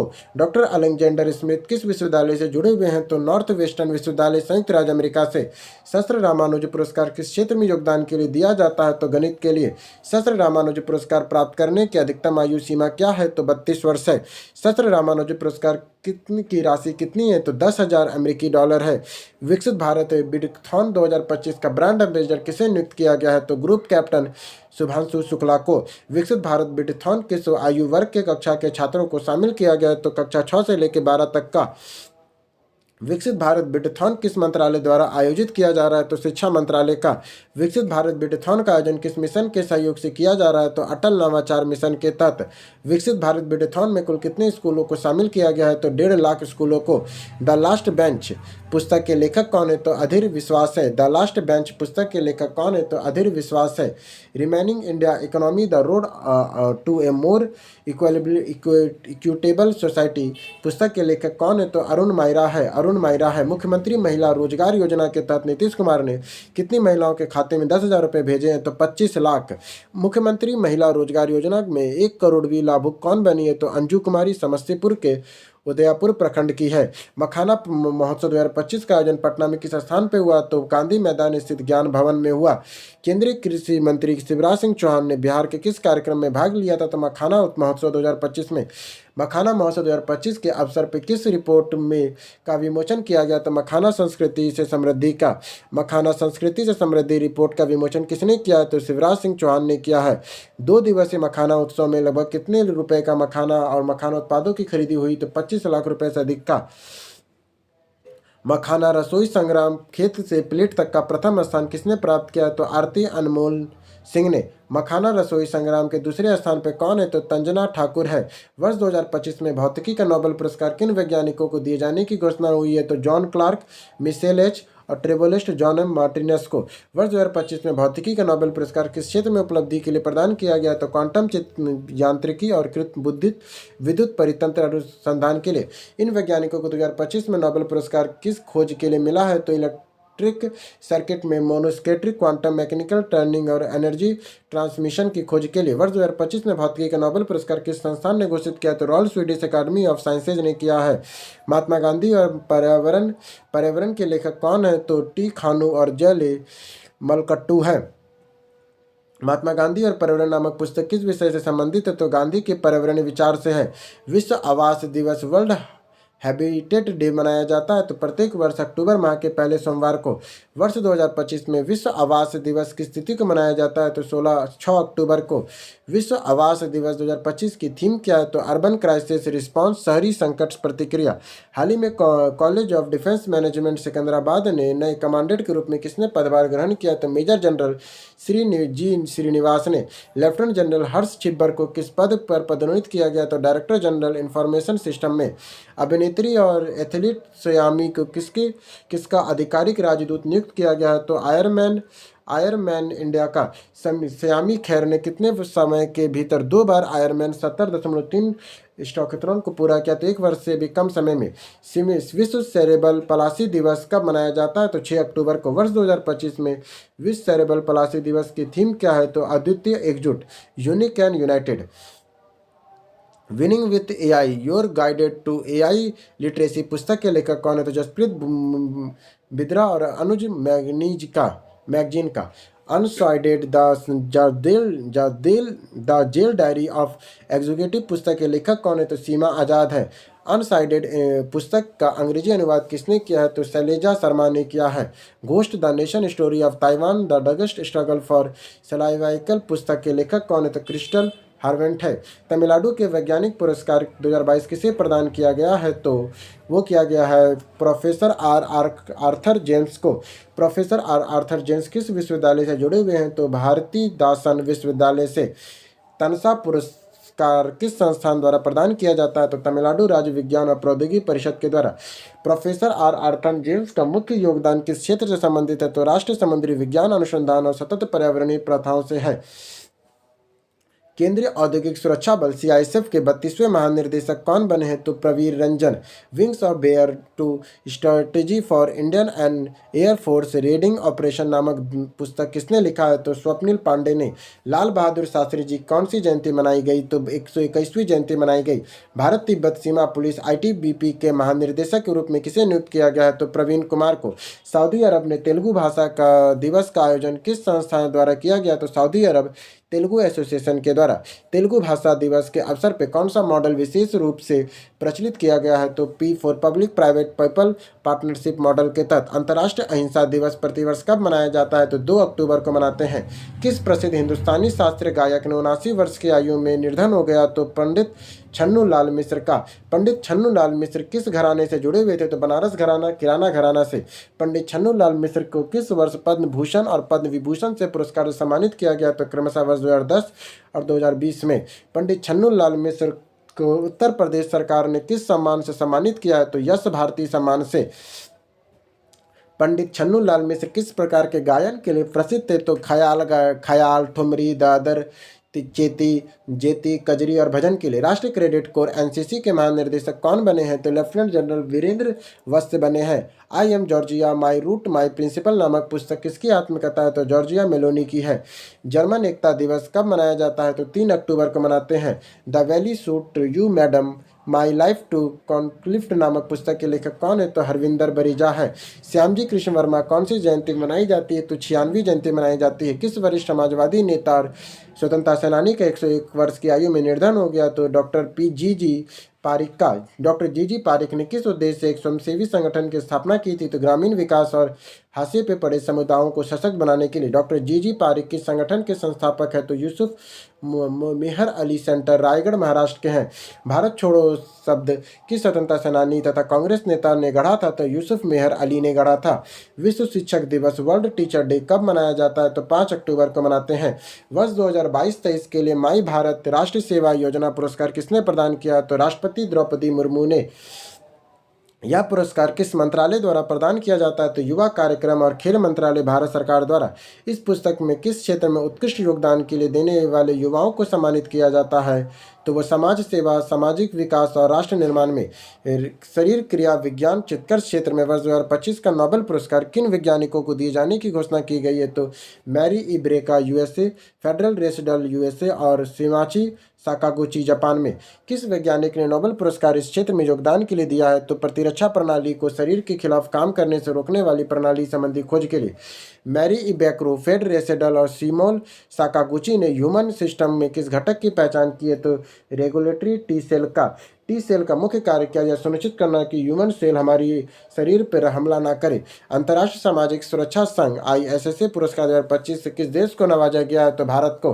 भारतीय सामाजिक सुरक्षा कवरेज 2015 में 19% से बढ़कर 2025 में 64.3% हो गया है। ISSA पुरस्कार कब प्रदान किया जाता है? तो प्रत्येक 3 वर्ष बाद। पुरस्कार कहाँ प्रदान किया जाता है? तो कुआलालंपुर मलेशिया में। भारत को यह पुरस्कार किस कार्यक्रम के दौरान दिया गया? तो विश्व सामाजिक सुरक्षा मंच के लिए। पुरस्कार किससे प्राप्त होता है? तो डॉक्टर मनसुख मांडविया केंद्रीय श्रम और रोजगार मंत्री से। ISSA किस संगठन से संबंध है? तो अंतर्राष्ट्रीय श्रम संगठन ILSO है। दिल्ली के नए मुख्य सचिव के रूप में किसने पदभार संभाला है? तो राजीव वर्मा ने। किस देश ने अपना 69वां स्वतंत्रता दिवस मनाया है? तो बोत्सवाना ने मनाया है। इक ओवर एग्रिज्म अवाई द सोम ऑफ सेंटिलिंग ट्रांसजेंडर आई पुस्तक के लेखक कौन है? तो मंजिमा मिश्रा है। The general presidency now east be told पुस्तक के लेखक कौन है? तो फलतुहा बाबर है। अब आइए खेल करेंगे। वेस्टइंडीज क्रिकेट टीम ने भारत के दौरे पर किस श्रृंखला का आयोजन किया है? तो टेस्ट श्रृंखला का। किस टीम ने श्रृंखला अपने नाम किया है? तो भारत ने किया है। श्रृंखला का सर्वश्रेष्ठ खिलाड़ी किसे घोषित किया गया? तो रविंद्र जडेजा। भारत में श्रृंखला में सर्वाधिक रन किस खिलाड़ी ने बनाए हैं? तो यशस्वी जायसवाल ने। भारत में 219 रन। श्रृंखला में सर्वाधिक विकेट किस खिलाड़ी ने चटकाए हैं? तो कुलदीप यादव ने 12 विकेट। एशियाई टेबल टेनिस में विश्व चैंपियनशिप 2025 की मेजबानी कहाँ की गई? तो भुवनेश्वर उड़ीसा में की गई है। पुरुष वर्ग की कौन सी टीम विजेता बनी है? तो चीन बनी है। कौन सी टीम उपविजेता बनी है? तो हांगकांग बनी है चीन का। महिला वर्ग की खिताब किस टीम ने जीता है? तो चीन महिला ने जीता। कौन सी टीम फाइनल में मुकाबले में पराजित हुई? जापान महिला में। 11वीं एशियाई एक्वेटिक चैंपियनशिप 2025 कहाँ संपन्न हुआ है? तो वी सावरकर खेल परिसर अहमदाबाद गुजरात में। भारत की कौन सी भी बार प्रतियोगिता की मेजबानी कर रहा है? तो पहली बार। इस प्रतियोगिता में कितने खेलों को शामिल किया गया है? तो 4 तैराकी, वाटर पोलो, गोताखोरी, कलात्मक तैराकी को। फिर आता है इस चैंपियन के लिए किसे शुभंकर चुना गया है? तो जलवीर एक एशियाई शेर को। इस प्रतियोगिता की थीम क्या है? तो जल में एकता, खेल में शक्ति। कौन सा देश पदक तालिका में शीर्ष 3 स्थानों पर है? तो चीन, कजाकिस्तान और जापान है। पदक तालिका में भारत का कौन सा स्थान है? तो 11वां है। भारतीय खिलाड़ी कितने पदक जीतने में कामयाब हुए हैं? तो 13 पदक, 4 रजत, 9 कांस्य के साथ। किस भारतीय खिलाड़ी ने सर्वाधिक पदक हासिल किए हैं? तो श्री हरि नटराज ने 7 पदक, 3 रजत और 4 कांस्य के साथ। पदक जीतने वाले अन्य भारतीय खिलाड़ी कौन है? तो रोहित बेंसिडर, साजन प्रकाश, ऋषभ दास और कुशाग्र रावत आदि हैं। पदक जीतने वाले एकमात्र भारतीय महिला तैराकी कौन है? तो भाव्या सचदेव काश्य है। बैडमिंटन विश्व चैंपियनशिप जो मिश्रित टीम चैंपियनशिप 2025 का आयोजन कहाँ किया गया है? तो गुवाहाटी असम में किया गया है। कौन सी टीम विजेता बनी है? तो चीन बनी है। कौन सी टीम उप विजेता रही? तो इंडोनेशिया रही। टेनिस प्रतियोगिता में चीन ओपन 2025 का पुरुष एकल खिताब किसने जीता है? तो जेनरिक सिनर इटली ने जीता है। जेनरिक सिनर ने फाइनल मुकाबले में किसे पराजित किया? तो लर्नर त्वेन को। महिला एकल स्पर्धा किसने जीता है? तो अमाडा अर्सिनिसोवा यूएसए ने जीता। उपविजेता रिंडा नोस्कावा है। टेबल टेनिस प्रतियोगिता में चीन स्वेज 2025 का एकल खिताब किसने जीता है? तो वांग चुइंग चीन ने जीता है। महिला एकल स्पर्धा किसने जीता है? तो वांग मियुन चीन ने जीता है। सैफ अंडर 17 चैंपियनशिप 2025 का आयोजन कहाँ किया गया है? तो कोलंबो श्रीलंका में किया गया है। सैफ का पूरा नाम क्या है? तो दक्षिण एशियाई फुटबॉल महासंघ है। कौन सी टीम चैंपियन बनी? तो भारत 7वीं बार। कौन सी टीम फाइनल मुकाबले में पराजित हो गई? तो Bangladesh. Grand chance to final 2025 का आयोजित किया गया तो साओ पोलो ब्राजील में किया गया। किस शतरंज खिलाड़ी को यह प्रतियोगिता जीती है? तो फैबियानो कारोना यूएसए की। शतरंज खिलाड़ी फीडे ग्रैंड क्विज 2025 कहाँ संपन्न हुआ है? तो समरकंद उज्बेकिस्तान में। ओपन स्पर्धा का खिताब किसने जीता है? तो अनीस गिरी ने नीदरलैंड के। महिला स्पर्धा का खिताब किसने जीता? तो वैशाली रमेश बाबू भारत के लगातार दूसरा बार जीता है। वैशाली रमेश बाबू ने। विश्व तीरंदाजी पैरा चैंपियन 2025 का आयोजन कहाँ हो रहा है? तो ग्वांजूर दक्षिण कोरिया में। पदक तालिका में शीर्ष 3 स्थानों में किन देश में प्राप्त हुआ? तो चीन, भारत और मंगोलिया को। भारतीय पैरा तीरंदाजी में कितने पदक हासिल किए? तो 5 पदक, 2 स्वर्ण, 2 रजत और 1 कांस्य का। कंपाउंड पुरुष ओपन स्पर्धा में किस भारतीय पैरा तीरंदाजी ने स्वर्ण पदक जीता? तो तोमन कुमार ने। कंपाउंड महिला ओपन स्पर्धा में स्वर्ण किसने अपने नाम किया है? तो शीतल देवी भारत ने। विश्व पैरा एथलीट चैंपियनशिप 2025 की मेजबानी किस भारतीय शहर में हो रहा है? तो नई दिल्ली में। पदक तालिका में शीर्ष 3 स्थानों में किन देशों को प्राप्त हुआ? तो ब्राजील, चीन, ईरान को। भारत पदक तालिका में किस स्थान पर रहा? तो 10वां। भारतीय पैरा एथलीट कितने पदक जीतने में सफल हुए हैं? तो 22 पदक। पुरुष भाला फेंक की स्पर्धा में किन भारतीयों को पैरा एथलीट में स्वर्ण पदक जीता है? तो सुमित अंतल F64, संदीप सरगल F44 और रिंकू ढाडा F46 में। किन भारतीयों को पैरा एथलीट में पुरुष ऊंची कूद में स्पर्धा में स्वर्ण पदक जीता है? तो शैलेश कुमार T63, निशात कुमार T47 को। किस भारतीय महिला पैरा एथलीट ने स्वर्ण पदक अपने नाम किया है? तो सिमरन शर्मा ने। आईसीसी पुरुष T20 अंतर्राष्ट्रीय बल्लेबाजी रैंकिंग के इतिहास में अब तक की सर्वोच्च रेटिंग किसने हासिल की है? तो अभिषेक शर्मा भारत ने। अभिषेक शर्मा ने किस बल्लेबाजी को 5 वर्ष पुराने रिकॉर्ड को तोड़ दिया? तो डेविड मलान ने 1919 में। किस भारतीय फिरकी गेंदबाज ने T20 में अंतर्राष्ट्रीय क्रिकेट से शीर्ष स्थान बनाए रखा है? तो वरुण चक्रवर्ती को। T20 अंतर्राष्ट्रीय क्रिकेट में 100 विकेट हासिल करने वाले पहला भारतीय गेंदबाज कौन है? तो अर्शदीप सिंह है। जांगबे क्रोएशिया में आयोजित होने वाले कुश्ती विश्व चैंपियनशिप 2025 में महिलाओं के 83 किलोग्राम वर्ग भार में कांस्य पदक जीतना किसने जीता है? तो अमित पंघल ने भारत के। किन खिलाड़ियों को अगस्त 2025 में ICC player of the month चुना गया? तो मोहम्मद सिराज और आल्रा पेड्रिगोस्ट आयरलैंड के। रेटिंग में विश्व चैंपियनशिप बनने वाला पहला भारतीय कौन है? तो आनंद कुमार वेल कुमार है। स्पीड कास्टिंग विश्व चैंपियनशिप 2025 कहाँ आयोजित किया गया? तो वेदही चीन में। फुटबॉल विश्व कप 2026 का किस के लिए मेजबानी देशों का प्रतिनिधित्व करने के लिए शुभंकर को चुना है? तो मेपल एक मूड कनाडा, जायू एक जेगुआर मैक्सिको और क्वाच ए बल्डल यूएसए का। आंध्र प्रदेश के पर्वतारोही भरत थेमिनी ने हाल ही में किस पर्वत की सफलतापूर्वक चढ़ाई की है? तो माउंट चोयाऊ में। माउंट चोयाऊ की ऊंचाई कितनी है? तो 8188 मीटर है। भरत थेमिनी दुनिया के 14 सबसे ऊंची चोटियों में कितनी चोटियों पर चढ़ाई कर चुके हैं? तो 9। भरत थेमिनी किस अभियान के बाद 14 से 9 चोटियों पर फतह करने वाले भारतीय बने? तो पहले। भरत चेमिनी माउंट एवरेस्ट पर कब चढ़ाई किया था? वर्ष मई 2017 में। किस पर्वत पर उन्होंने अप्रैल 2022 में चढ़ाई की? तो माउंट कंचनजंगा पे। भरत चेंटनी द्वारा फतह की गई सभी चोटियों की ऊंचाई श्रेणी में आते हैं तो 8000 मीटर से अधिक में। इंग्लिश प्रीमियर लीग में भारत का अपना आधिकारिक ब्रांड एम्बेसडर किसे नियुक्त किया गया है? तो रंजू सैमसन ने। क्रिकेट रेटिंग अवार्ड 2025 में लाइफ टाइम अचीवमेंट अवार्ड किसे सम्मानित किया? तो BS चंद्रशेखर भारत और ban Lara Switzerland West Indies को। क्लैट क्रिकेट रेटिंग अवार्ड 2025 में भारत के किस विकेट कीपर को साल का सर्वश्रेष्ठ पुरुष T20 बल्लेबाज पुरस्कार मिला? तो संजू सैमसन को। वर्ष 2025 में साल का सर्वश्रेष्ठ पुरुष T20 गेंदबाज का पुरस्कार जीता वरुण चक्रवर्ती को। क्लैट क्रिकेट रेटिंग अवार्ड 2025 के विजेताओं की सूची में है। चैंपियंस ट्रॉफी जीतने के विशेष चिन्ह दिया गया रोहित शर्मा को। वर्ष का सर्वश्रेष्ठ अंतर्राष्ट्रीय क्रिकेटर है जो रूट इंग्लैंड का। जीएरेट जियो स्टार पुरस्कार जीता है श्रेयस अय्यर भारत में। वर्ष का सर्वश्रेष्ठ पुरुष ओडीआई बल्लेबाज है केन विलियमसन न्यूजीलैंड के। वर्ष का सर्वश्रेष्ठ पुरुष ओडीआई गेंदबाज है मेट हेरेंडी न्यूजीलैंड में। वर्ष का सर्वश्रेष्ठ महिला गेंदबाज है स्मृति मंधाना भारत की। वर्ष का सर्वश्रेष्ठ महिला गेंदबाज है दीप्ति शर्मा भारत की। वर्ष का सर्वश्रेष्ठ उभरता हुआ खिलाड़ी है असरिंग रघुवंशी भारत के। एक्जेपरी लीडरशिप अवार्ड गया टेम्पा विलवा दक्षिण अफ्रीका की। वर्ष का सर्वश्रेष्ठ पुरुष फुटबॉल गेंदबाज है प्रभात सूरी जयसूर्या श्रीलंका के। वर्ष का सर्वश्रेष्ठ पुरुष test cricketer Harry Brook England के। वर्ष का सर्वश्रेष्ठ सेठ घरेलू क्रिकेटर है हर्ष दुबे भारत के। अंतर्राष्ट्रीय पैरा ओलंपिक समिति में पुनः तीसरे कार्यकाल का अध्यक्ष किसे चुना गया तो एड्यू पार्सर्स को। बीसीसीआई द्वारा सीनियर पुरुष राष्ट्रीय चयन समिति ने किन दो पूर्व राष्ट्र भारतीय क्रिकेटर को शामिल किया है तो आरपी सिंह और प्रज्ञान ओझा को। इस तरह करके हमारा 1 से लेकर 15 अक्टूबर तक का खत्म हो गया। इसका आपको पीडीएफ हमारे टेलीग्राम चैनल में मिल जाएगा। तब तक के लिए